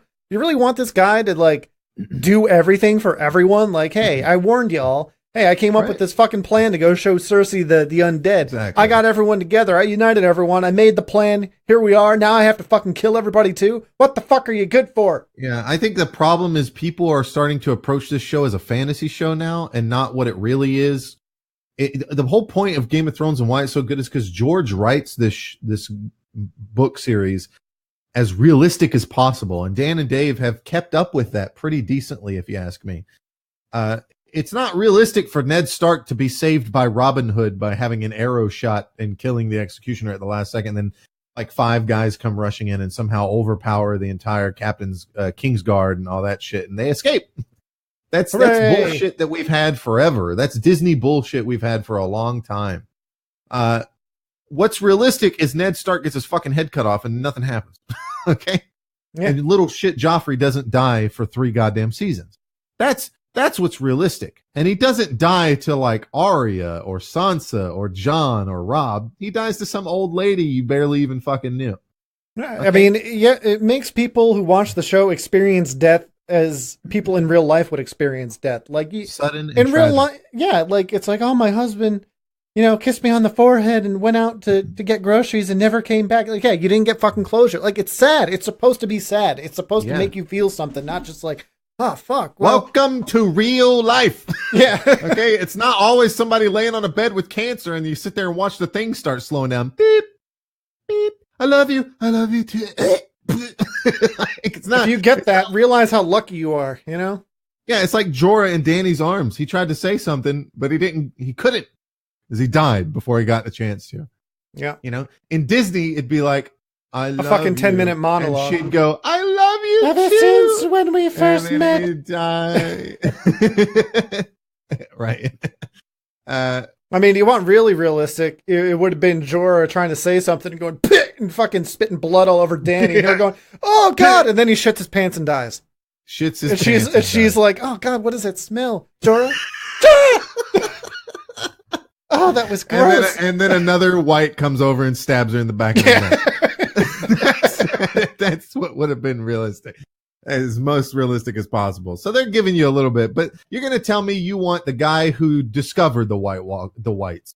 the first guy that started talking about it and warning people about it, who happened to be raised by Ned fucking Stark, who happened to have the only living wolf still that's in anybody's possession, who happens to also become the 998th Lord Commander just on a whim because Samuel Tarly put his name on a list, who happened to go north of the Wall to avenge the Night's Watch with which was pretty much considered by everyone to be just death because he barely had enough men to do it. Goes to Craster's Keep, successfully does that. Also, by the way, totally has how many run-ins with the Night King and the Undead Army and survives it. Hard Home, episode 3 that just went on. And let's not forget the classic, which one was it? The fucking, God, what was the third one? He fuck me. I'm blanking on it right now. It's going to feel stupid. There's a third time that he runs into the fucking White Walker. Oh, with the dragons. When the dragon comes, right? When the dragons come to save him. When Danny comes to save him with the dragons. Yeah. He survives that too. He's by himself. He falls in the water, in the ice. And here comes Uncle Benjen out of nowhere to save. Okay, and also, Mary by the way, Sue side note, Snow. You fall into the ice in real life, you don't live. You go into shock immediately. Your muscles stop working. Yeah, what happens is you hit the water and your body goes. Well, even so, I've said this before. I don't know on the podcast, but you want to see drown immediately. You want to see how hard it is. Go and just make a little ice bucket, right? Take a bowl, put some ice in it, put some cold water in it, let it sit for a few minutes, and hold your hand in there as long as you can. Just one hand, right? When you can't take it anymore, take both of your hands out and open and close your fists as fast as you can, and see what happens to the cold one. You could barely move it. Here's another fun Imagine your whole fucking body like that. You would not be able to pull yourself out of an icy lake. Another fun experiment is to do that, but dunk your head in it and see how hard it is to not breathe in. Yeah, right. I'm serious. Just for like when I would get bad migraines, I would fill my sink up with cold water during the winter, and the water would be really cold. It wouldn't be super ice cold, but it'd be pretty cold. And I would I'd slowly put my head in the water because it's fucking cold, and it's difficult not to breathe in because your body is reacting to that. Yeah. So anyway, so you have all these situations. I mean, I'm not done yet. I'm going to keep going. Jon Snow, who also happens to be a Targaryen, big fucking out of nowhere. Wow, that's crazy, man. He's a Targaryen too? Oh, man. And he's going to kill the Night King? And he can learn to ride a dragon in 5 minutes just because of his Targaryen blood? Like, come on, man. At some point, you have to be able to sit back and go, yeah, if he would have killed the Night King, that might have been too much. That might have been too much. Listen, I'm not going to sit here and tell you that Jon Snow's a Mary Sue, even though by all accounts, he could be considered that if you really want to start talking about who's the most Mary Sue-like character on the fucking show. Danny or Jon? It's way more Jon. Jon's been in way more situations where the Battle of the Bastards, he doesn't get touched by a single fucking arrow that's being lobbed into the whole fucking army. Not a single horse clobbers into him. Not a single nick. He doesn't even get touched. He almost gets drowned in dead bodies and survives that too. Yeah, he just climbs up out of it. I mean, come on, man. This guy has fought some Deus Ex Machina from the Knights of the Vale, right? Right. This guy has survived some of the most ridiculous shit, and the only reason why I'm okay with him surviving it is because I say the same thing to the people I watch the show with. This guy is protected by Rolor. Okay, he's protected by this god. This god is real. The god. Well, yeah, they've established that it's not just mythology. Right. They've established that many times with the magic and shit like that. And it would be like in real life if you go to the Pope and say, hey, I don't believe God is real. Prove it to me. And he's like, yeah, look into the fire. And you just get this vision and there's no other way to fucking describe it. Or he like touches his scepter and just it starts glowing and shit, right? You're like, okay, that's pretty strong evidence for something going on here. It's pretty strong, but there is magic in this world, so I might not believe you. And then you watch some guy run through a fucking battle who's the chosen one and not get touched. Okay, I kind of believe you're Jesus. All right. You see that shit? Yeah, I saw that shit. I didn't get touched. Yeah, you're Jesus. But they also, and just as from a writing perspective, like the writers have said that whole Battle of the Bastards, they wanted to show how lucky you have to be to survive a battle like that. No matter how good you are, like there's so much going on and there's so much random. And that's why they show it. It's like that whole first part is one continuous shot of John like narrowly missing arrows. That's Knight true. Coming at him on a horse and someone intercepting him before it gets to John, who didn't even see it coming. A lot of that's true. I do think some of that's cover for the idea that he is protected by the god because they didn't want to get to that yet. Also, this guy was resurrected from the dead. Literally died and came back to life. Only character that's done that has any real value to him. I mean, you could say Barrick. Yeah, okay. I mean, but you think that's going to happen to Dany if Dany dies? You think they're going to bring her back to life? No. Well, here's what I'm curious about. I always said that John can't die until he serves his purpose. Do you think that purpose is served now? Do you think his purpose was to unite everyone against the Night King? Or do you think he's got something more going on? I do think that was his purpose, but I also think that, I think Dany fits the prince that was promised more. Unless dragons get woken from stone by Jon Snow, I think Dany fits the prince that was promised a whole lot more than he does. So it's more likely that he dies than she does. But I don't think either of them are going to die. I think the bittersweet ending is that they do live. And that they live in a way that's not super impressive. Well, I've heard some, I don't know if it's reliable. I'm not going to talk about it now. We'll talk about it at the end. But there's a leak, or someone talking about a leak that may contradict that, but that's for later. That's for later. So yeah, for the battle, I mean, I was really happy with it. I got no problems with Arya killing the Night King. Arya's been a badass since the beginning. I've always liked her character. She's way more trained than he is. Yeah. Did you see that meme on Free Folk where they edited Arya fighting the undead to have that fucking lightsaber? Yes. Oh man, that was great. That was pretty cool. Anyway, yeah, I mean, I know a lot of people are, disappointed. I don't know. I think they're more disappointed that the Night King died in one episode after all this buildup, which there wasn't a whole lot of buildup, just saying. And that it was Arya that did it. But I mean, like, what other options are there? Bran? Jon Snow? Yes, Theon? it was really interesting. Can you imagine fucking Theon, does some kind of little juke move at the end and fucking kills the Night King? Like, come on. Like he's fucking Achilles from And Troy. then everyone dies. He just slowly turns around, looks at Bran and shrugs his shoulders like, yeah, all right. We did it. The end. We did it, fam. Arya walks up like, what happened? What you do? Arya made the most sense, and people say she's a Mary Sue. It's just not true, man. No, she's not. She's struggled and learned more than anybody on the show. Like, what the fuck are these people talking about? It's the same people that talk about how dark the episode is. They're fucking retarded. That's the end of that discussion. They're fucking retarded. The end. Yeah, well, they're the people who are on their TV menu going like dynamic contrast all the way up, motion blur reduction all the way up, contrast and brightness all the way up. Motion blur reduction. Yeah. Yikes. Auto motion plus all the way up. Sharpness all the way up. Sharpness. No wonder you can't. I want it to be crisp. It's so dumb. Here's a PSA for all you people out there.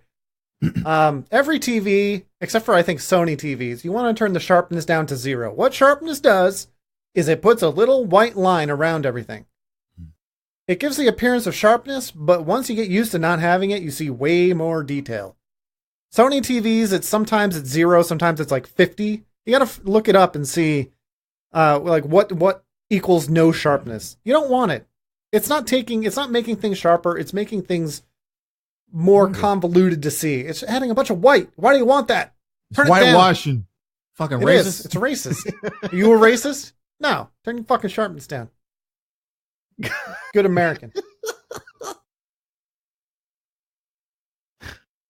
Look, I'm a video file, a little bit of an audio file, but I gotta have good video quality. I'm sorry. It's just I like good graphics. I like having a fucking big ass TV. I'm dying to get a 4K TV, but I don't have the money. Don't you mean giraffic interchange format? Jurassic Park? Yeah, that's me. Giraffic. GIF. All right. I mean, I've always liked Arya. I've always liked her storyline, and I'm glad she's the one who got to do it. I'm hoping that this isn't like the end for her. Sense. I'm hoping that's not like, no, she's done enough. Now she's going to take a back seat. This girl is more skilled than Jon is. Okay, she would kill Jon in a fight. Yeah, she went toe to toe with Brienne. Yeah, and Brienne could take Jon. Okay, think of it this way: Brienne could take the Hound. The Hound could take the Mountain. Yeah. So maybe ipso facto, Arya's going to kill the Mountain. I think Arya might get one more death under her belt, but I don't think it's going to be anything super major. Yeah, dude, I know you disagree. I think she's going to be the one to kill Cersei. I don't think so. I mean, I know that whole brown eyes, green eyes, blue eyes thing doesn't. I don't really put stock in that as to the reason why she kills Cersei, but I think she's going to kill Cersei. I disagree. That's fine. Time will tell. If anybody was going to kill Daenerys, it would be Arya. I don't think so. I think it could be. I think it could be Tyrion. I think it could be Sansa. Who kills Daenerys? Yeah, that's you're talking about. No, that's not my prediction. I'm just saying. I think those people, if they did write it that way, it wouldn't be too out there. I don't think. I think Jon. I think Arya's got a lot of her killing done already. She might kill some key, like she might still be in a fight. I don't think she's going to kill Cersei. I don't even need to see her kill. I just want to see her in more scenes, and I want to see her do her. I agree. I think face swap stuff. Yeah, I think more faceless stuff. But you were talking about you don't want to see the show end with the Night King hand coming up. I wouldn't be too against that because I do like the idea that maybe this wasn't the final one. Yeah, and that's fine. And I like if they did a spin-off where that's the case, where like Arya is a fucking assassin just doing work. Well, look, if they made a spin-off of like the new Night King, what happens after Game of Thrones, I'd be happy. I just don't want them to set it up as the ending for this show. I don't want to be like, oh shit, and then they're like, and the spin-off's coming in 2027. Like, fuck, man. Yeah, honestly, what I actually hope is that I think they're gonna be at the end they do after the series ends, right? They do the little inside the episode thing, and then they're like, and now we'll look at the next series, and they show the trailer for the spin-off, and it's coming next year. That's what I fucking want. I think it's likely to be similar to that. I don't know who they're gonna have like heading it, but I think it is gonna be something like that where it's a year or two out because HBO wants to. That's why they have 5 in the making. They want to make money, right? Like, yeah, they're gonna milk this fucking cow as soon as they can. And I think the first couple spinoffs they make will probably be good, and then it'll start to get kind of lame after that. But it depends. It depends where they decide to go. If they decide to go more of the same, mostly focused on the politics and stuff, they could get away with maybe one show doing that if the characters are strong. But if they decide to go like back in time, here's the Azor Ahai story, and here's the history of like the Long Night, and the first one's going to be the history of the Long Night and Azor Ahai, so it's going to be way more combat-y. I mean, that's obviously them capitalizing on the idea of putting in millions in another show, because that's what you. But it's going to be more like Walking Dead, in my opinion, which I'm all for. We need a better zombie show on TV. And it's not really a zombie, obviously it's undead, but that's what it's going to be like. Because when they described the previous Long Night, it was more like a fucking zombie apocalypse where there's fucking skeletons everywhere. Hey, imagine, if you will, like all these fantasy games that we play and shit like that. They always have like, they'll always have things like skeletons and skeleton armies and shit like that around, but they're usually like pushovers for the hero character. But imagine if you're just a regular fucking person living in that world. Guess I'll get up this morning and, oh my God, there's a skeleton in my backyard. And it's hive-minded with some fucking Night King character. So, Yeah, that's pretty horrifying.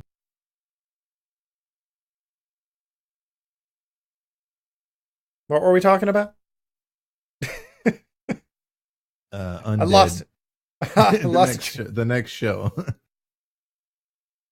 Yeah, so I hope it doesn't end that way. I just want closure for this one fucking story. I want more shit. I just don't want them to set it up here.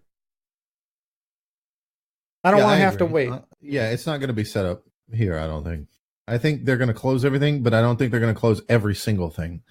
And they've said that. They've said that we're not going to wrap up every single thing. And what I think they mean by that is the Night King stuff and the Army of the Dead. I think that wrap up is going to come with Azor Ahai and the history of the previous Long Night, because I think that will give you a lot of insight into what's going on. And I think by watching that show, you'll go, oh, that means that this is happening after Game of Thrones. You know, it'll give you an idea of what happened. Because if they come out and they're like, hey, we beat back the Long Night, but then they're like, yeah, but if you don't kill the Night King's throne or some shit, he doesn't die, just as an example. Then you'll start to go, uh-oh, that means John and them didn't finish it. Right? Yeah, well, it would make sense if Azor Ahai is John and Danny's kid. Right? That would mean that Danny lives. What if, here's an idea. What if John and Danny's kid, I don't think we'll see this in Game of Thrones, but John and Danny has a kid, and that's the prince that was promised, and the last episode is her giving birth, like it jumps through time, is her giving birth and up, and like, it's bloody and stuff like that. Maybe she's not dying or anything, but like there's salt and smoke and shit like that. And then it pans up to the sky and there's a red star like streaking through the sky. And then like the idea is he awakens the old dragons or some shit underneath the Red Keep eventually, like brings fucking Balerion the Black Dread back to life. I don't know. There is some case for John being the prince that was promised with the red star, in that the red star is the symbol of Dorne. I don't think a lot of people pick up on this for some reason. Everybody goes like, oh, but the sword that Ned picks up off of that guy's corpse and then takes upstairs, he puts it against the bed. It's got a red star on it. Yeah, it does. But yeah, well, the dagger that Arya uses has a red ruby. But the tower is in Dorne, and the symbol of Dorne is a red star with a spear through it. So, born under a bleeding star. That's a very cryptic way to say born in Dorne. Born in Dorne. Again, amidst salt and smoke, which, whatever you want to say there. I mean, that's whatever. That could be the rebirth, Maybe you have to be killed and then rebirth in salt and smoke. Or maybe, it's just like George Martin said, prophecies are unreliable, right? Like it's nothing. There's nothing there. It's true. Or, shit changes. Well, it could be like there is magic in the world and this Rolor is real, but maybe there isn't a prophetic return of somebody. It's kind of like the Jesus thing. People say, oh, Jesus existed, and maybe he did, but who says he's going to come back? People say that, right? It's not some writings of a god or some shit like that. So if you have Rolor that does exist and this is a real situation, you could absolutely have a thing to where like he's not sending champions or something. Maybe Azor Ahai was just a dude that took up a sword, and like Beric, it was magical and he could set it on fire with some of that magic he used. And then people just took that and went, oh, he's going to return one day to save us again if we ever need it. And so you get these red priests going around like Melisandre, just basically spreading fake news. She's like CNN walking all over the place, but she's got magic. And so what that really does is just kind of push her to do those things and push the people to do things. So in that way, the prophecy helps guide people, but there's no actual person coming back. You know, it's not actual shit like that. Yeah. Absolutely. But the prophecy has mostly to do with the books, right? So maybe they're deviating from that for the show, and it's just not as big of a deal as everyone's making it out to be. Could be.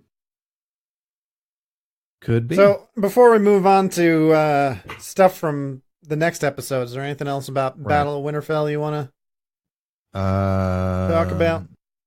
No, I mean, fucking amazing. Yeah, I liked rewatch it before the next episode tonight. Like we're leading right up to it as a recap because that was fucking awesome. Yeah, I might turn the volume up to realistically loud and take a shower, get in my robe, put some candles on. Put some candles touch myself. Touch myself. No, I liked little Lady Mormont killing the giant. I know you're kind of like meh about that. I liked her character though. I don't think it was overdone, but you gotta admit she kind of stole every scene she was in, especially for a child actor. Really good shit from child actor. And having her kill something giant was, I mean, it was pretty obvious, right? Like, they zoom in on that big blue eyeball. Yeah, that's all right. Oh, well, okay. How about, the barricade. The barricade. I can't believe he lived long enough to get into that room. He got stabbed a lot. He's like a human pincushion. So that was his purpose, apparently. That's why the Lord of Light brought him back so many times. It was to protect Arya. Again, prophetically speaking, sure. But maybe not. Maybe that's just another one of those things where, like, Melisandre capitalized on. I mean, I'm with you. I think that the prophecy thing is real and shit because Melisandre knew exactly where to fucking be. She goes to fucking Volantis where all the red priests are at, and then she comes back and it's like, I know exactly what I need to do. Like, yeah, well, because Bran sees the past and the present, and Melisandre sees the future. And the reason she's wrong, the future too. Well, no, I mean, it's like what they say, why it's so important to study history, because people who don't study the past are doomed to repeat it in the future. I think once you know everything about the present and past, you have a good idea about what's going to happen in the future, but you can't see the future. No, I don't know, man. I don't know. I think Bran can definitely see the future. There's nothing about Green seeing that says you can't see the future. Well, I know there's nothing that says you can't, but I don't think more importantly, he fucking knew that, like, he knew that she was going to kill him right then and there. Like, the confidence on his face. No, see, I disagree. Worried. I don't think so. I think I think for the first time, that's the first time I saw Bran as the Three-Eyed Raven look a little bit worried. Nah, man. He looks down at the spot where Arya stabs him. Like, it's almost like a I got your number thing, and the Night King just doesn't realize it. It's almost like a pity. It's like Bran is looking at him like, you don't even know. Like, that's pathetic. I know more than you do. But for as far as Melisandre goes, like, I think what happened with Stannis is she saw the future, and maybe Stannis was supposed to be the prince that was promised. But then she tried to make it happen, right? She tried to force the prophecy. And when you see the future and you try to change stuff, it changes the future. So she saw that happen, and then she did all this shit with Stannis, and that changed shit. So Stannis was no longer the prince that was promised, right? So when she sees the future going forward, or at least after she gets her faith back after bringing Jon back to life, she doesn't say anything. Right? She kind of nudges Arya at the end there, but like she could have told Arya way back, right? You're going to kill the fucking Night King, but it would have fucked shit up. I agree.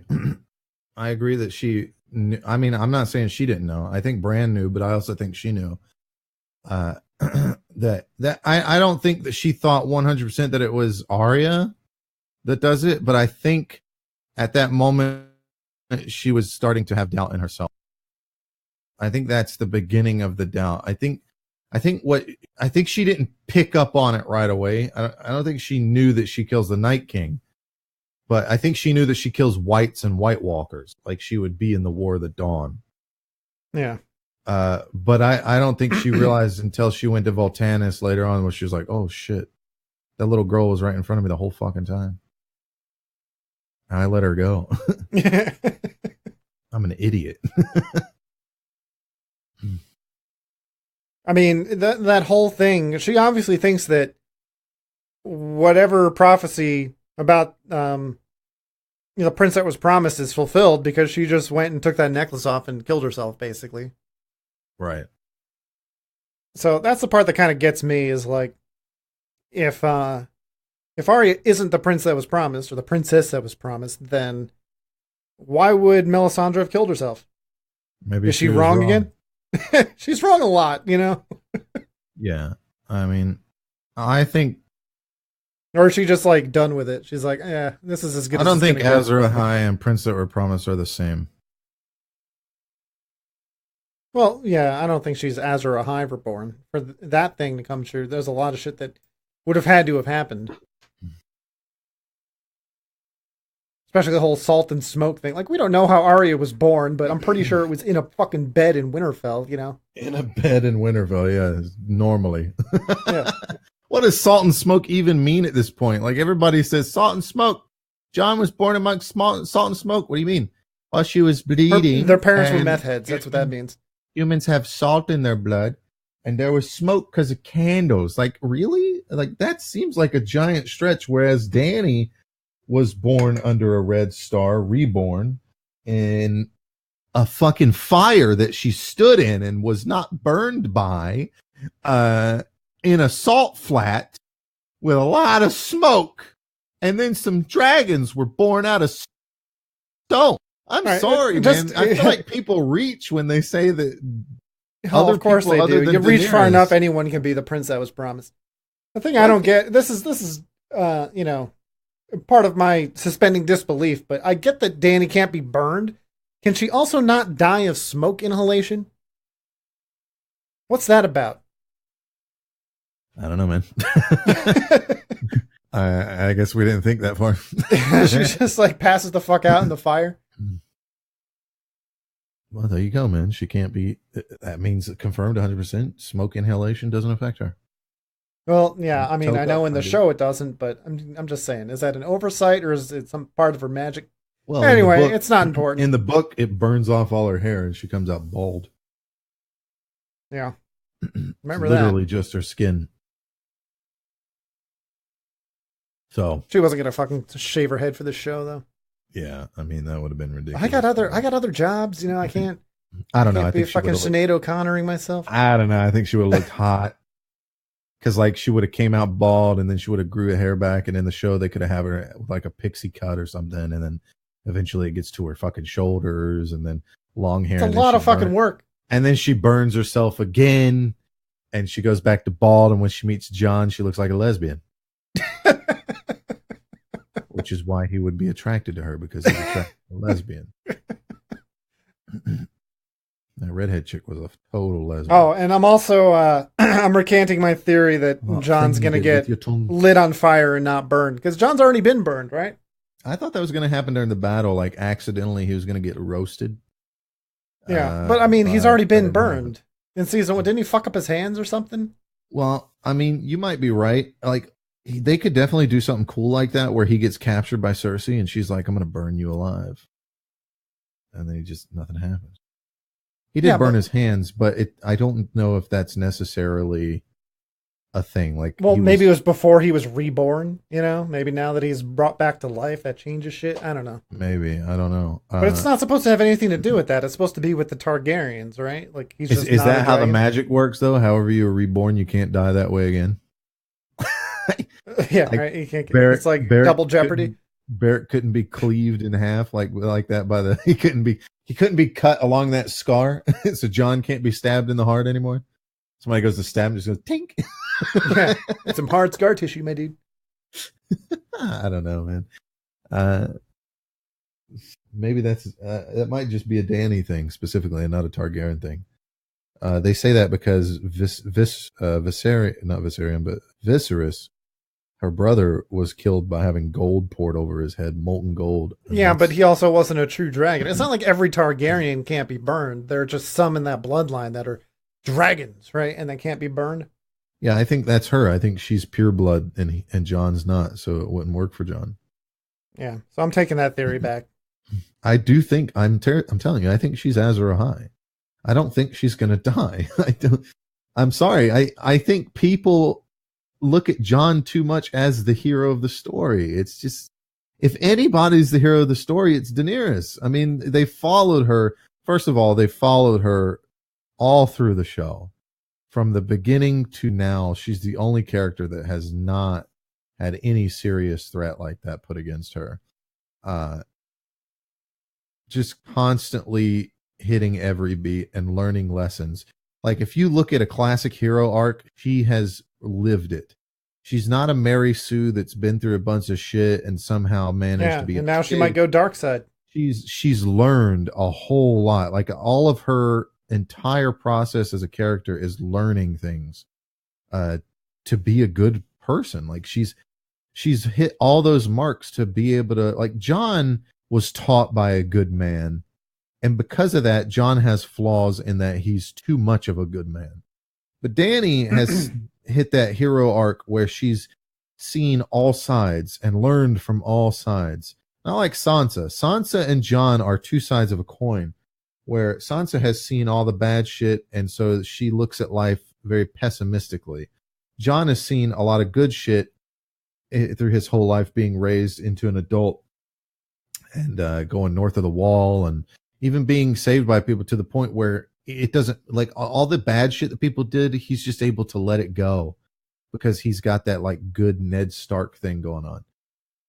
Daenerys, on the other hand, is very middle ground. She's very gray area, you know, which is what you want your heroes to be. You want your heroes. She's willing to do what's necessary, where John won't even tell a little lie.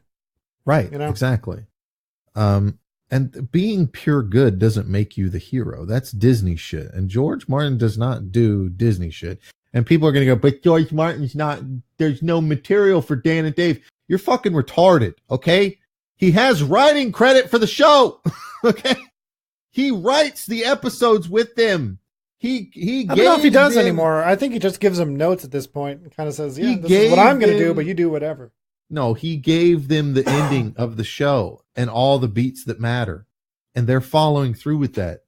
I guarantee you people are going to see, yes, there may be a couple characters that live or die in different ways in the books, but it's going to end the fucking same, with the key characters being in the same position.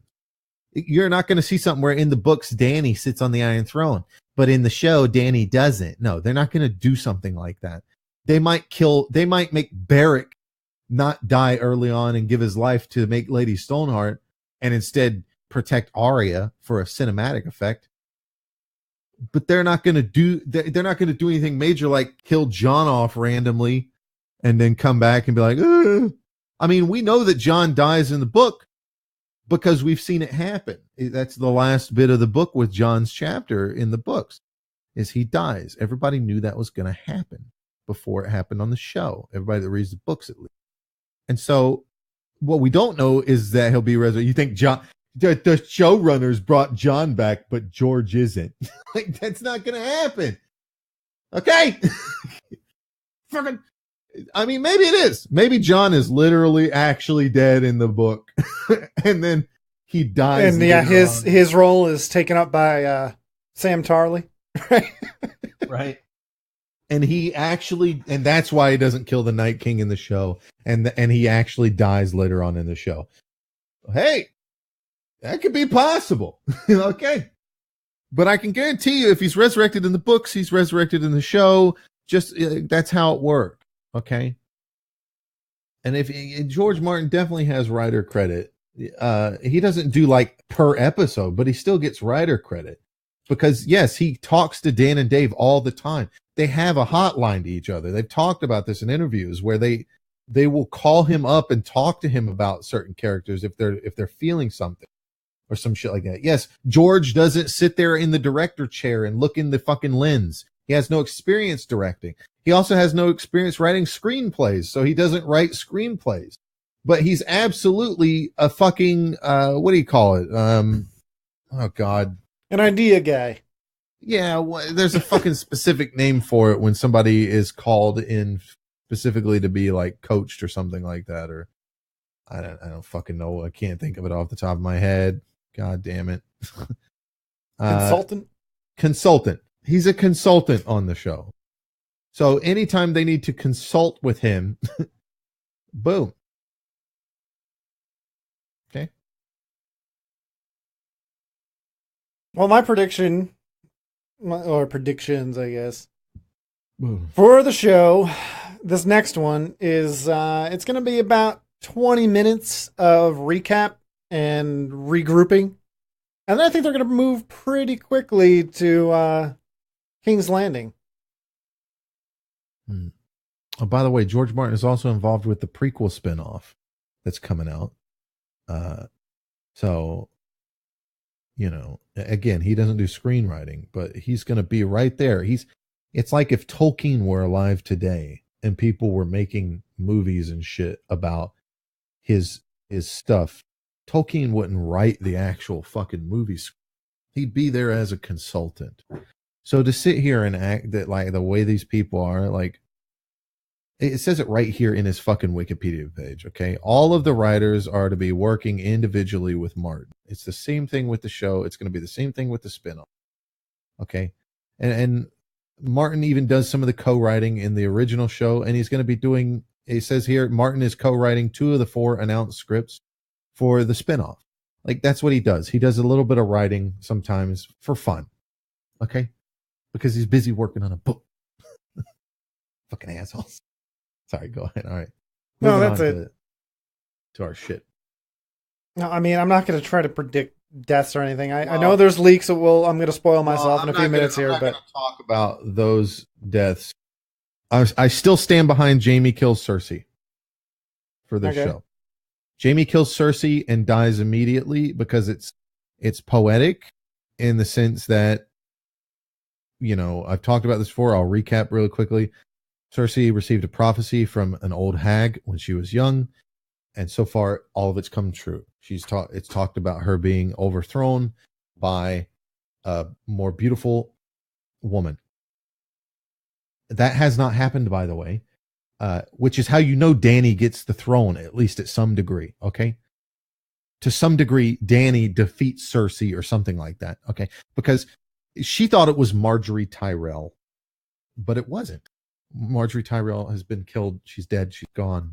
And Cersei sits on the throne. I don't know about you, but Marjorie lost, okay, in that scenario. She thought it was Marjorie. Well, I mean, to be fair, there might be little chunks of her still near the throne, so who really wins? So this is part of Cersei's problem, and you can see this as her character. She is too confident.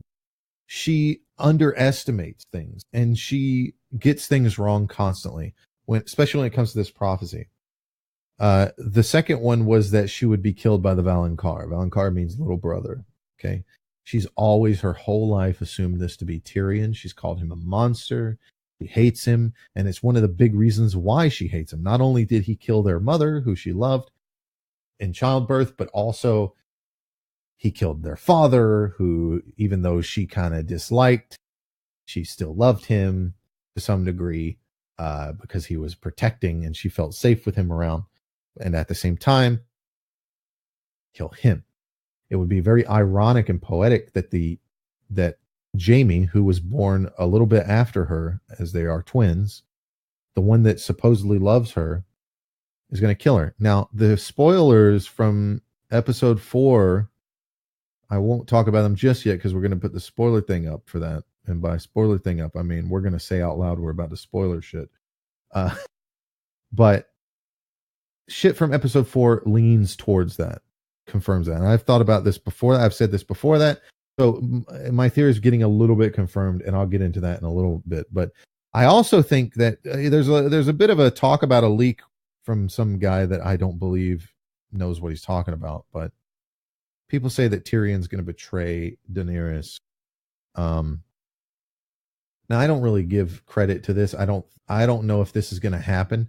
But I will say, if it is going to happen, there is a way you can have it make sense, and still have the audience like Tyrion, and it'll be very similar to his previous trial, where as the viewer, it's not that you know he's innocent, it's that you know he's still a good person. The irony in Cersei's looking at Tyrion as a monster is that Tyrion actually loves his sister and his brother Jaime and their children. He loved their children. If you go back to the first season, he enjoys being around his nieces and nephews. When he confronts her after the dragon pits in season 7, I think it was, to try and talk her into sending armies north to deal with the undead, she mentions her dead children, and he has this moment where he's like, I didn't kill Joffrey. I loved your children. You know that.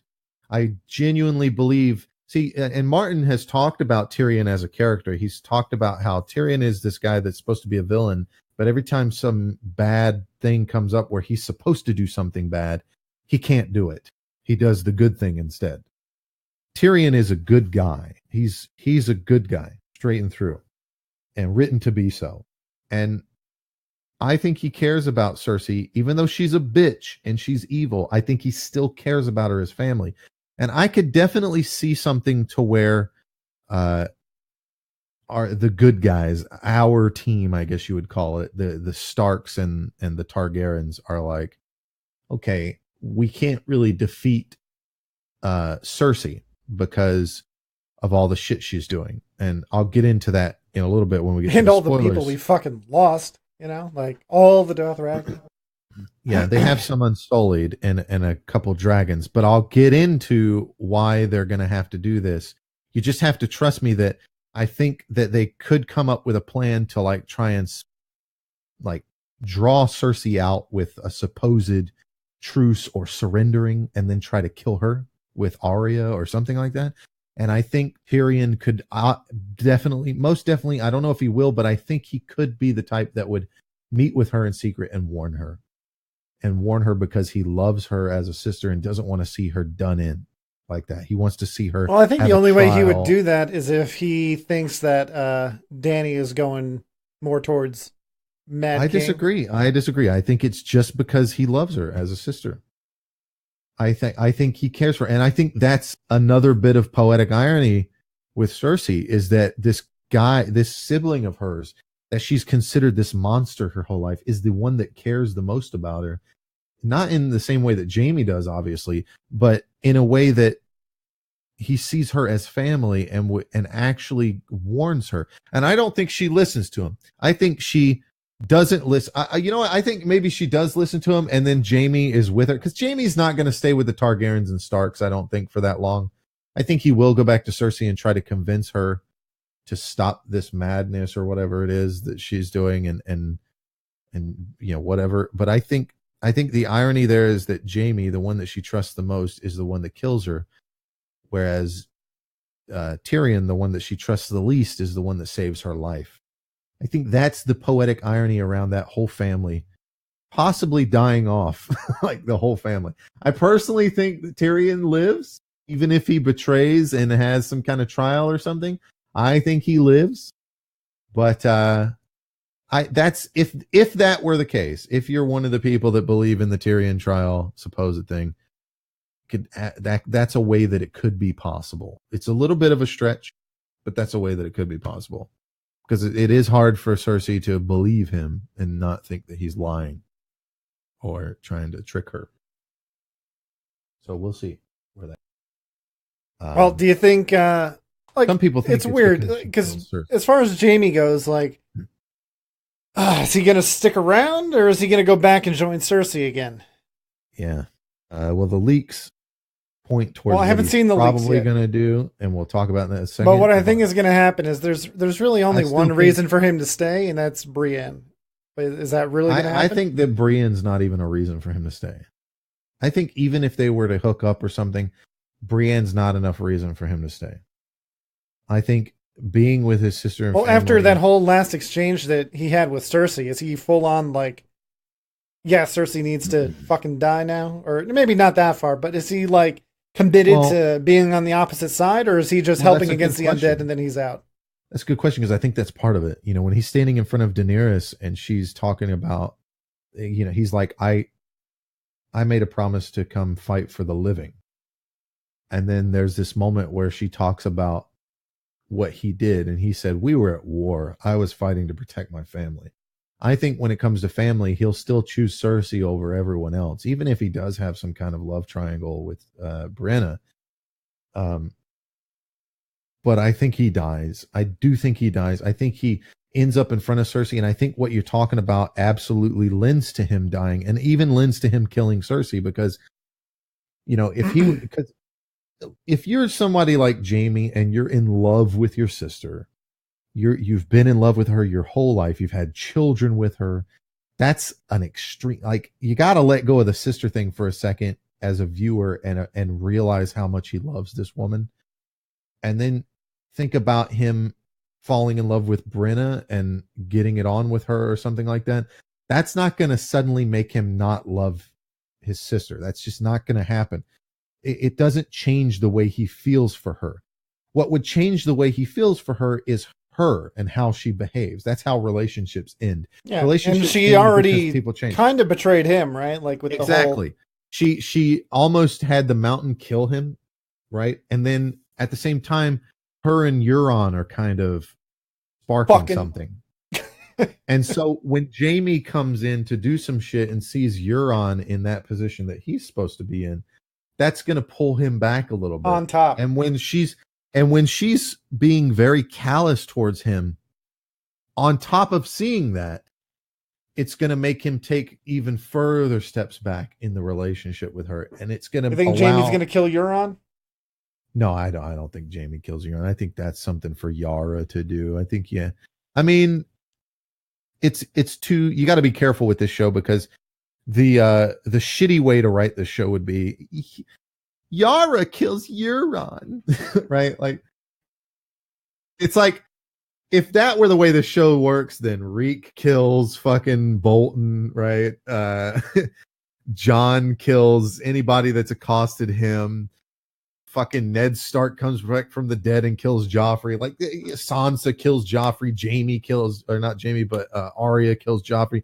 If the show was about who the right person to kill somebody was, that's how it would be. So it could absolutely be that Jaime kills Euron, and then kills Cersei, or Euron could be a character that Arya kills. You know, it could be another character. I mean, I'd be okay with Arya killing everybody. Right.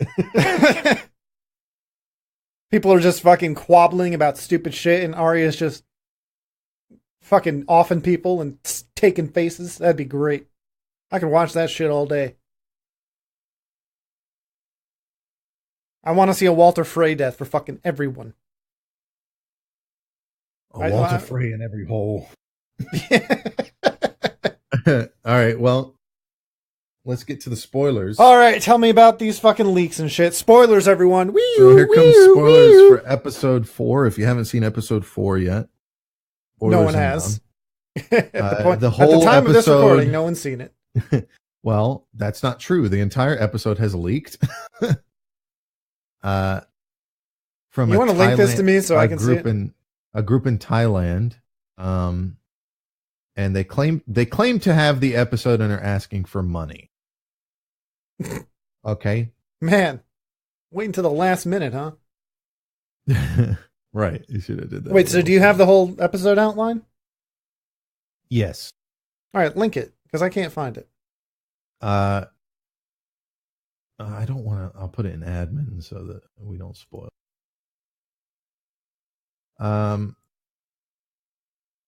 So there it is, and we'll read it in a second.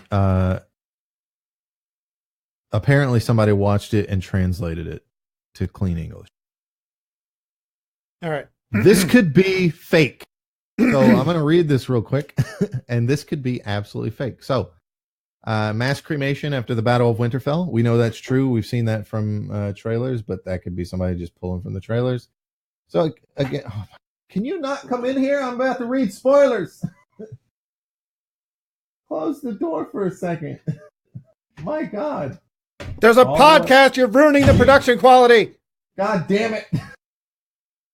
Hold on. Give me 1 second. Just talk. All right, this is me talking. I'm not going to read this thing, but like we said, this could be fake, but we will not be held responsible if any of this turns out to be true. So here you get a little extra time here. If you don't want to hear spoilers, get the fuck out now. Skip to the end. This could be fake. And here we go. This could be fake. We haven't, like, last week? We got actual pictures of scenes. Now, there is a picture, and I'm going to link that right now in admin that kind of confirms. Worth 1,000 words. This leak is true. That this leak is true, and so here we go. So, cut to the victory celebration. Tormund praises Jon and Arya for winning the battle. Dany looks on with envy. Gendry can't find Arya at the party and goes out in search for her.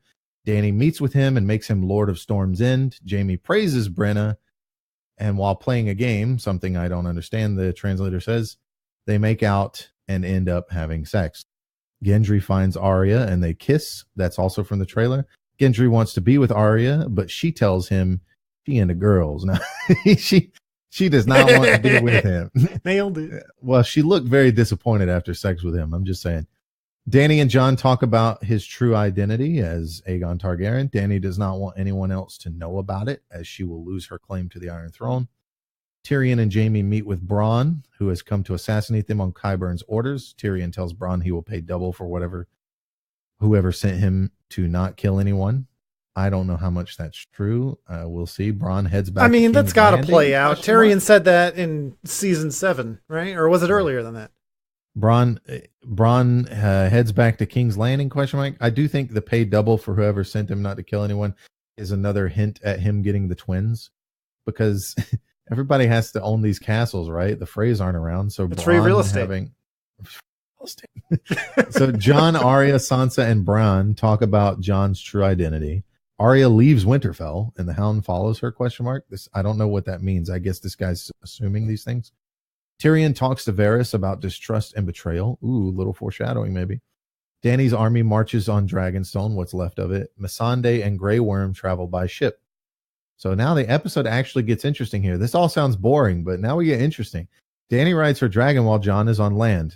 I guess because Rhaegal is injured pretty heavily. You know, he got scratched the fuck up. His wings kind of fucked up. He might not be able to be ridden right now. On the way, Rhaegal is shot with arrows in the chest and neck and falls into the sea. Missandei is captured and taken to King's Landing. A lot of shit missing in between, of course. Cersei crams innocent citizens inside the Red Keep to prevent Dany's army from entering. This is why I think that they're going to need, and I've said this last week before this leak was out, so this just kind of confirms it. This is going to be one of the reasons why they need to kind of draw Cersei out and assassinate her. Okay. Let's see. Where was I? Her reasoning being, her reasoning being Dany would have to kill citizens in order to let her army through, and thus she would never be accepted as a queen by the people of the Seven Kingdoms for committing such an atrocity. According to a leak, a crush occurs during the scene, and Arya and the Hound are present. I don't know what the fuck that means. A crush occurs? A crash? What the fuck does that mean? Whatever. Dany leads the army to King's Landing to allow Tyrion to negotiate with Cersei. Cersei orders the mountain to cut off Missandei's head. Grey Worm looks away and Dany's blood runs cold as she watches. So, it all seems reasonable. Loose translator. Yeah, that's pretty rough.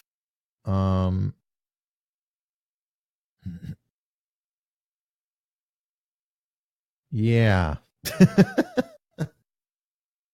I mean, be a good one. It seems reasonable. I hope there's more to it than that.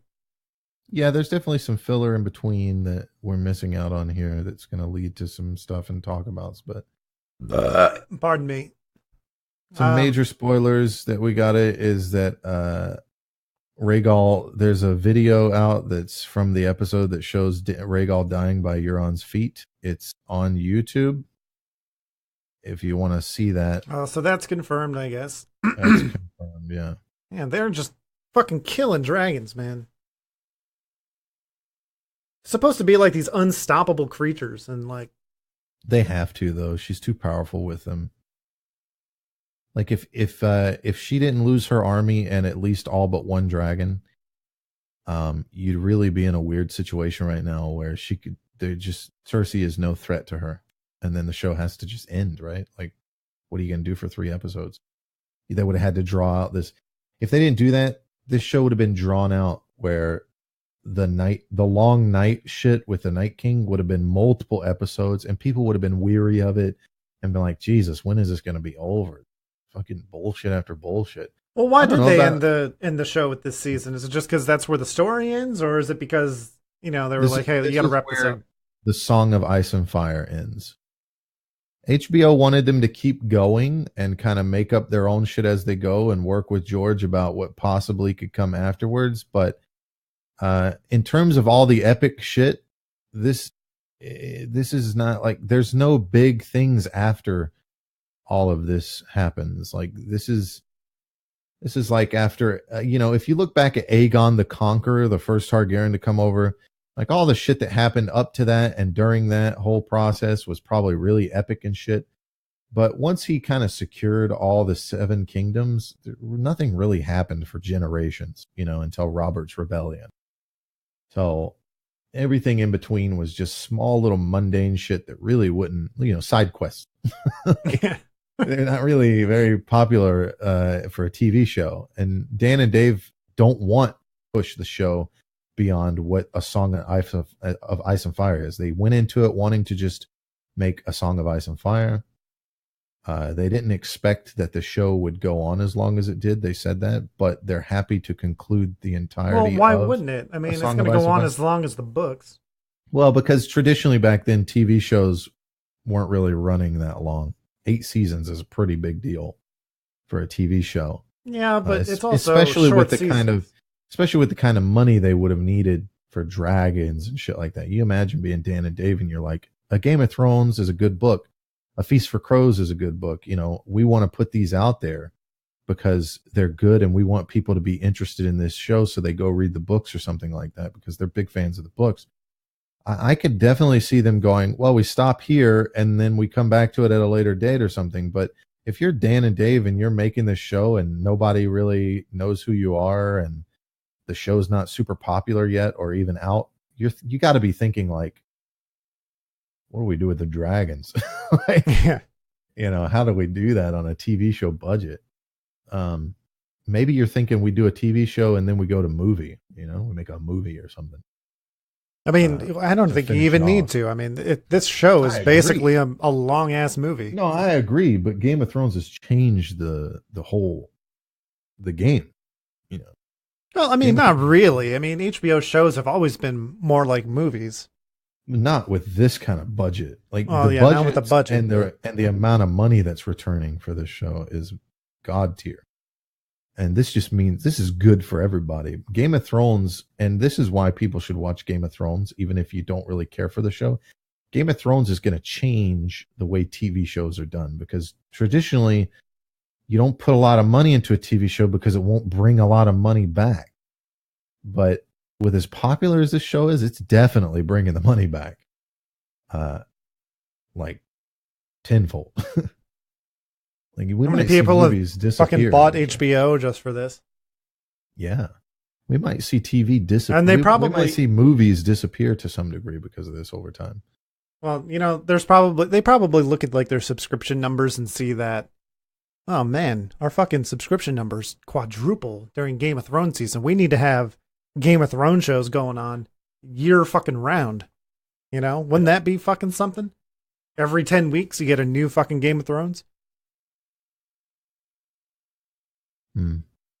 I'd watch them all. Yeah. So, I mean, what about this whole leak thing do you think is bullshit? Because, I mean, it seems like it's pretty reasonable. There's nothing too out there. It all kind of makes sense. This summary? Yeah. It's real. I just, there's actual video of Rhaegal being shot down and Missandei being beheaded.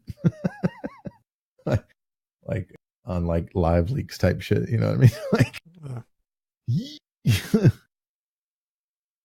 I mean, the dragons always. I mean, when they die, it's not like heartbreaking. It's just like, oh fuck! It seems like a huge fucking. It's like losing a fucking queen in chess, right? It's like, oh, you just lost so much Yeah, pull right there. it's But true. Masande, I don't give a fuck. Well, some people do. A lot of people do. There's a lot of people invested in her relationship with Grey Worm. I don't really care because I'm not black. Well, no, it has nothing to do with that. I'm kidding. Come on. It's just like she's an assistant to the queen. Like I don't really, whatever, man. This is the last No, three she's a episodes. big deal to Danny. Like we were talking about this earlier. Even if you don't really care about the character Masande, you have to care about what it does to Danny. Like that's the whole point.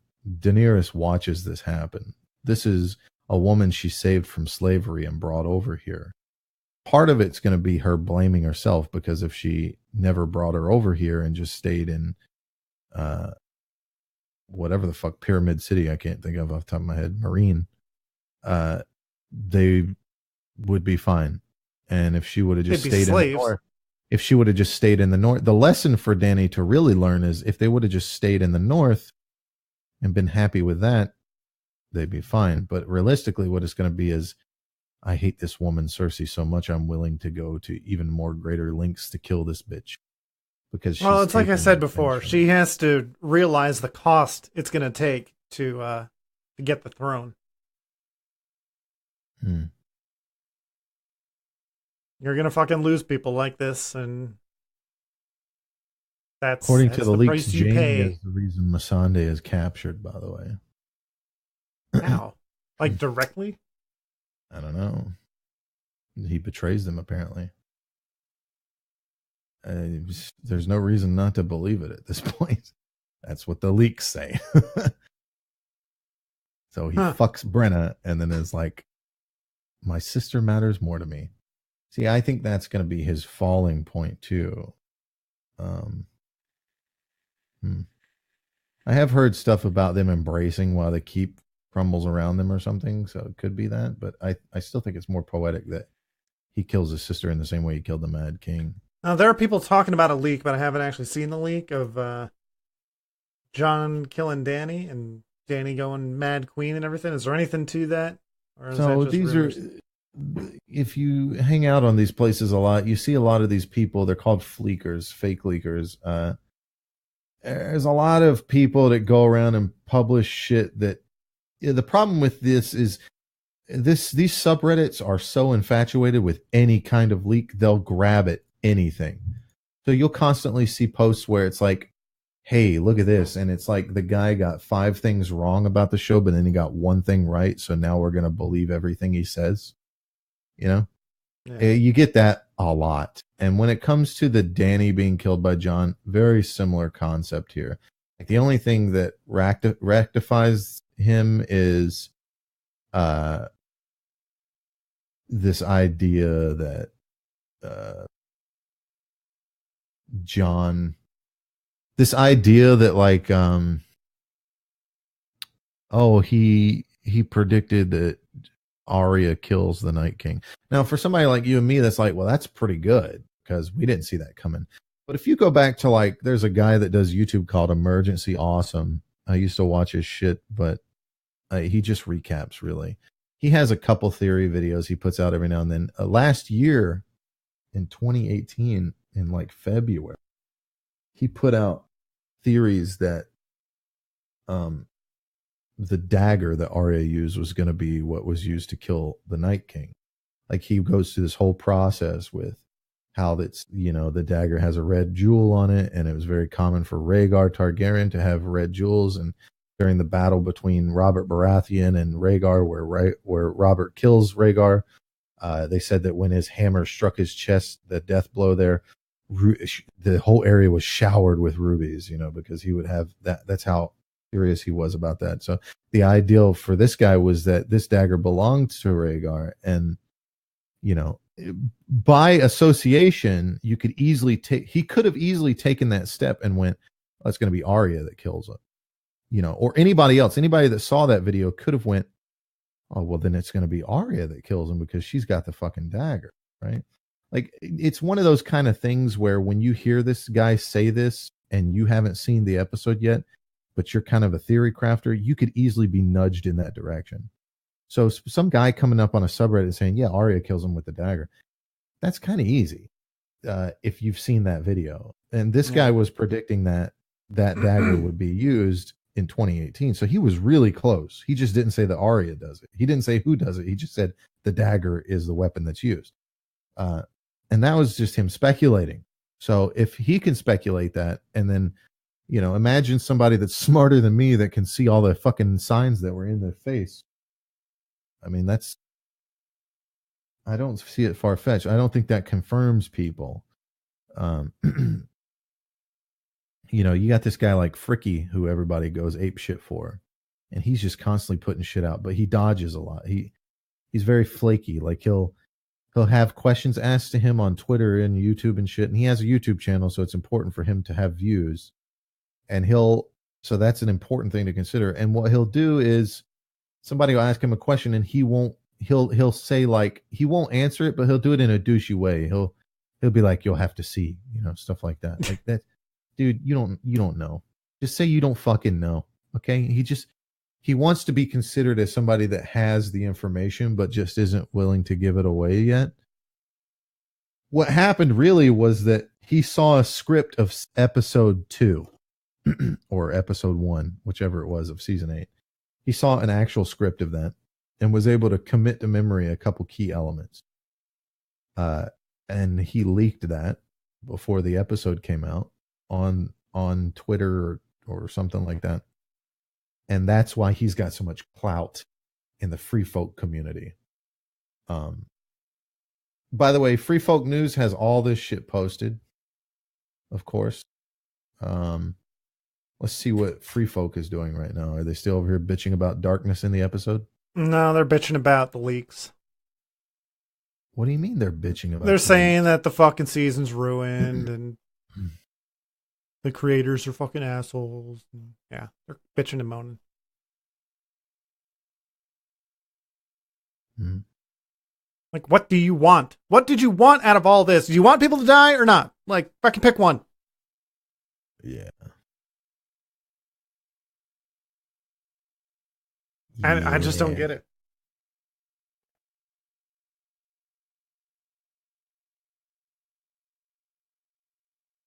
Did you see the gif where clearly Jorah pushes her behind him? Yeah. But, at first glance, it looks like Dany's like, be my shield. Get him. Like she throws him. Get him. It's the way he pushes her is why.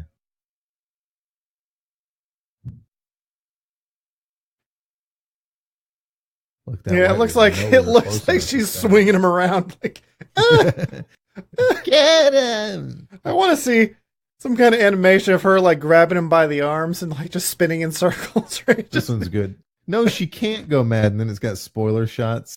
Okay, yeah. I'm okay with it. Yeah, that's Missandei with the mountain behind her about to be beheaded. Yeah, I saw it. Yikes. Did you see the one where instead of the mountain, it's the fucking cat in the hat with the baseball bat? Oh my god. All right. Well, I guess that's all we got. Yeah, there you go. You got all your fucking leaks, but you should still watch the episode, Well, there's a lot of in between that's going to give. There's a lot of small things in Game of Thrones that you got to pay attention to that kind of lead up to what's going to happen next. One of the most enjoyable things about this show, in my opinion, is to theorize about things and then to see if you're right about it. And I'm sorry, it's like opening presents on Christmas Day. I don't want to wait till Christmas morning. I want to open my presents tonight. Yeah, if you already know what they are, then what's the point of waiting? Right. But to see it in action is still just as good, I probably won't spoil myself for the final episode or something. I don't know. We'll see. Probably will.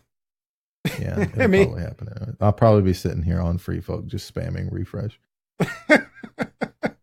These leakers suck, by the way. They just fucking happen right at the end. Like, Jesus Christ, we're 4 hours away, 3.5 hours away. People still want. I can't believe that they're trying to charge $1,000 for an See, this is episode what I that's going to mean. air in So- 3.5 hours. So this is what I was talking about. So this got put to the top. Episode 4 prediction / spoilers. Never mind. Yeah. Are you looking in Free Folk News or just Free Folk? Hello? Hello! Oh god, he left. Alright, let's just check Free Folk News. Wherever it is. Free Folk or Free Folk News? Are you looking Sorry, I'm here. I was looking at Free Folk. It's so it's like, oh my god, hold on. Sorry, normally I don't get interrupted when I'm doing a podcast. That's something your that wife? normally happens. I don't know what's going on. It's like, Yeah, we'll have them listen to this episode and be like, you see how it breaks the flow? well, it's very fucking obnoxious. Like, just fuck off for a minute, you know? Like, I don't care if people want to know what time I'm coming over to watch the show. They can fucking wait until I'm done. Same time as always. Batman. So, this guy posts episode 4 prediction / spoilers / relevant events. And this was a comment. Where? This guy, the Blake, says, I don't know if it's even relevant, man. I'm just making a point, okay? Oh, okay. He says Long Acre is a reputable leaker spoiler from the CU and CCE forums who gave 100% accurate accounts of season 4 through season 6 months in advance. Okay, so that doesn't mean they've seen everything, right? Like, these people think like this guy's on the inside. And also leaked entire episode plots of TD S1, S2. Okay, whatever. Also, it was he who recently pointed out on YouTube Fricky's season 8, episode 1 inaccuracy, including the Jamie Brand scene at the end, which Fricky completely left out. But anybody could guess that when Jamie shows up, he's going to be confronted by Bran, right? That's like a given. It's not really that important, you know? It says he went dark after season 6, but supposedly he was back on CU with new leaks, or at least he was until the fuckface mods banned him. He echoes a lot of the same plot leaks, read John killing Danny, but he admittedly refutes the Fricky Tyrion trial death leak. He claims Bran reveals that the Night King White Walker arc is far from over. The Night King's identity is discovered by Sam, which is confirmed by Bran. What do you mean discovered by Sam? Where? Like, when? Like, why does it matter? Why does it matter? Yeah. Davos and the Hound go to retrieve Mel's body, but it's gone. Arya thanks the Hound for his heroics. He tells her to thank him. He's the true hero while standing over Barrick's body. Okay, see, this is supposedly happening in the next episode, but we know this isn't true. Tormund and the rest of the wildlings are given several northern castles, and some will start the new New Night Watch? Yeah, okay, sure. the new Night Watch. Episode 4 effectively ends their story arc. No, that's not happening. See what I'm talking about here? Like, this guy fucking predicted all this shit from back in the day, and these are his predictions. And this dude is blatantly lying, and this dude's just gobbling up everything from his dick. Like, give me that fucking jizz. Oh, yeah. Danny is overconfident to a fault. And Rhaegal is gravely injured. Didn't say whether or not he dies in episode 5, not episode 4. Blames Missandei's capture and subsequent trial and death on Varys and Tyrion, and that marks the beginning of her downward spiral. Sansa, Arya, Tyrion, Varys, and Davos are informed of Jon's true identity by Bran and Sam. Again, these are good guesses. Rhaegal is gravely injured. Well, gravely. Euron is severely burned and then killed by Yara. Most of Euron's fleet in the GC. But Yara's still in the Iron Islands, right? Now, this guy's talking about episode 5 now, and the rest of the GC ultimately turn on Cersei. Sansa meets with the Iron Bank representative. Why? What? Clegane Bowl is nothing more than the Hound Mercy killing an already mortally wounded Mountain. The Hound, Bronn, Podrick, Gendry, several soldiers. Qyburn is revealed to have his own agenda. The big dire wolf scenes happen in episode 5 and 6. No more wolves die. Jaime and Brenna have a brief on-screen sex scene. Jaime apparently doesn't betray anything or anyone. In fact, he vouches for Jon to Cersei in a scene where Jon had voluntarily surrendered himself. Bran had informed Jaime off-screen that Cersei's pregnancy was a ruse. He doesn't actually kill her, but sets a trap that seals her fate. Drogon burns I could down see most that. of the I could Red see Keep. Bran telling Jaime that that's bullshit.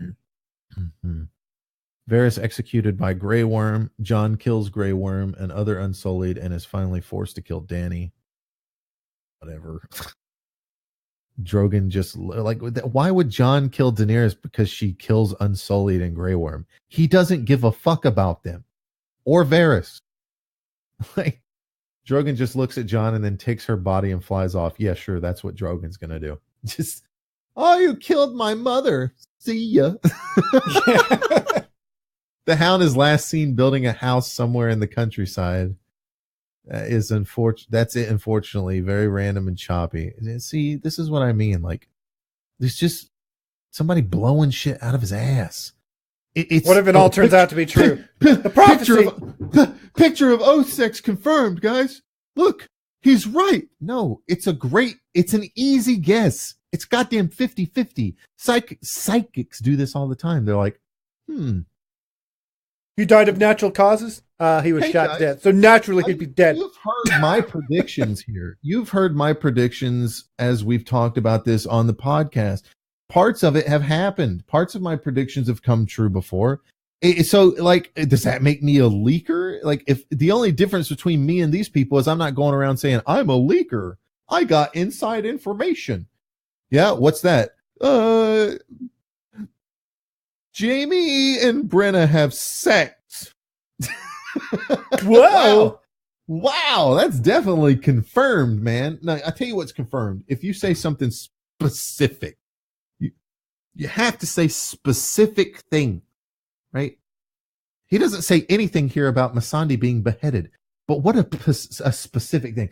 Missandei is beheaded by the mountain. That's a specific, okay? That's a specific thing that makes it better. Like, if you just say, hey, Missandei, okay. Oh, God, you're cutting out. I guess Missandei is captured. That's a good guess, I guess. He doesn't go on to say what happens to her at all.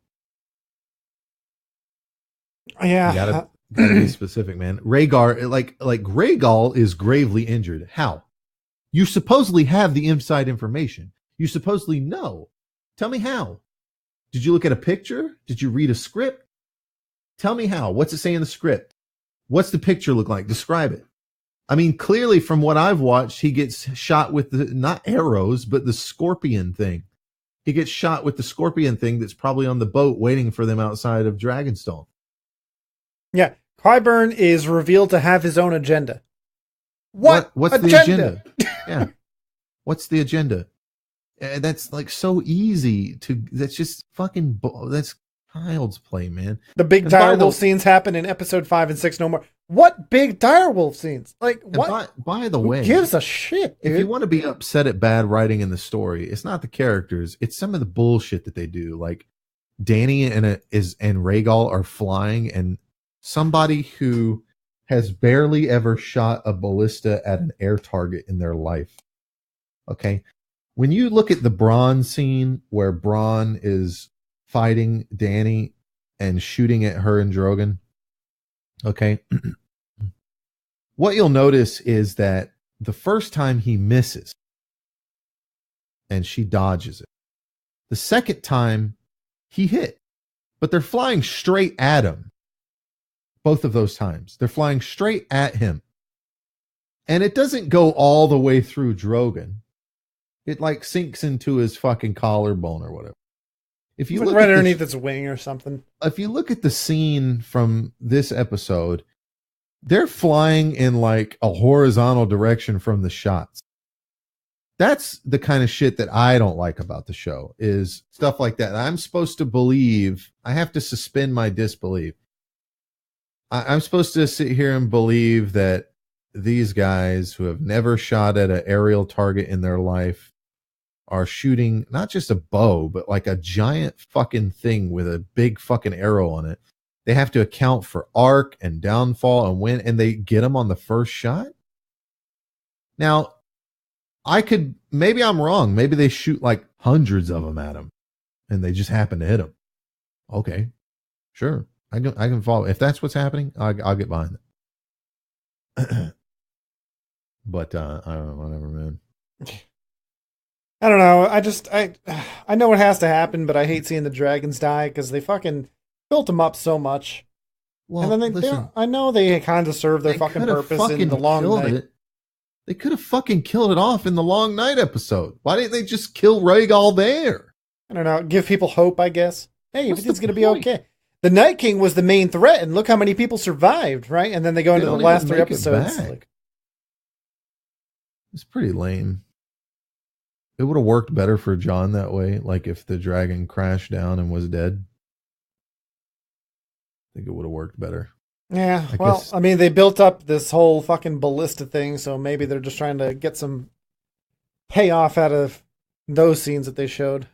Would have been even cooler because you would have had 2 dragons under the Night King at the end there. One that was really fucked up and another one that was fucked up but manageable. That would have been pretty cool. Yeah. Like when he raises the dead, Rhaegal gets up. Like, oh shit. That's serious. All right. Well, I guess that's all I got. Yeah, I got to go watch Battle of Winterfell again. Yep. Take a shower. Do some laundry.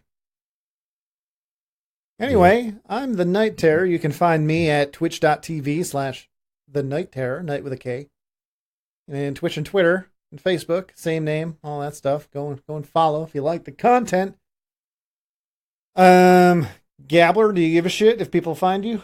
I mean, I stream sometimes on the Gabller on Twitch, but man, am I fucking fed up with Twitch. It's just getting really obnoxious. Why don't you switch over to Mixer, D Live or something? Yeah, I just want to make video games at this point. But yeah, you can come watch me when I do play. I'm pretty funny. The end. All right, well, thanks for listening, everyone. This podcast happens every Sunday, so be sure to rate it and all that. Give us thumbs up or hearts or whatever the fuck it is. Share it with your friends and family, or I'll kill you. We're safe for work because you should be listening to it with headphones on. So I'll find you and I'll butt fuck your mother in front of your dad. I'm gonna make your mom jealous with the shit I do to your dad. Yeah, and that's why we're here, to make you feel uncomfortable. Thanks for listening, everyone. You'll hear us next time. Later.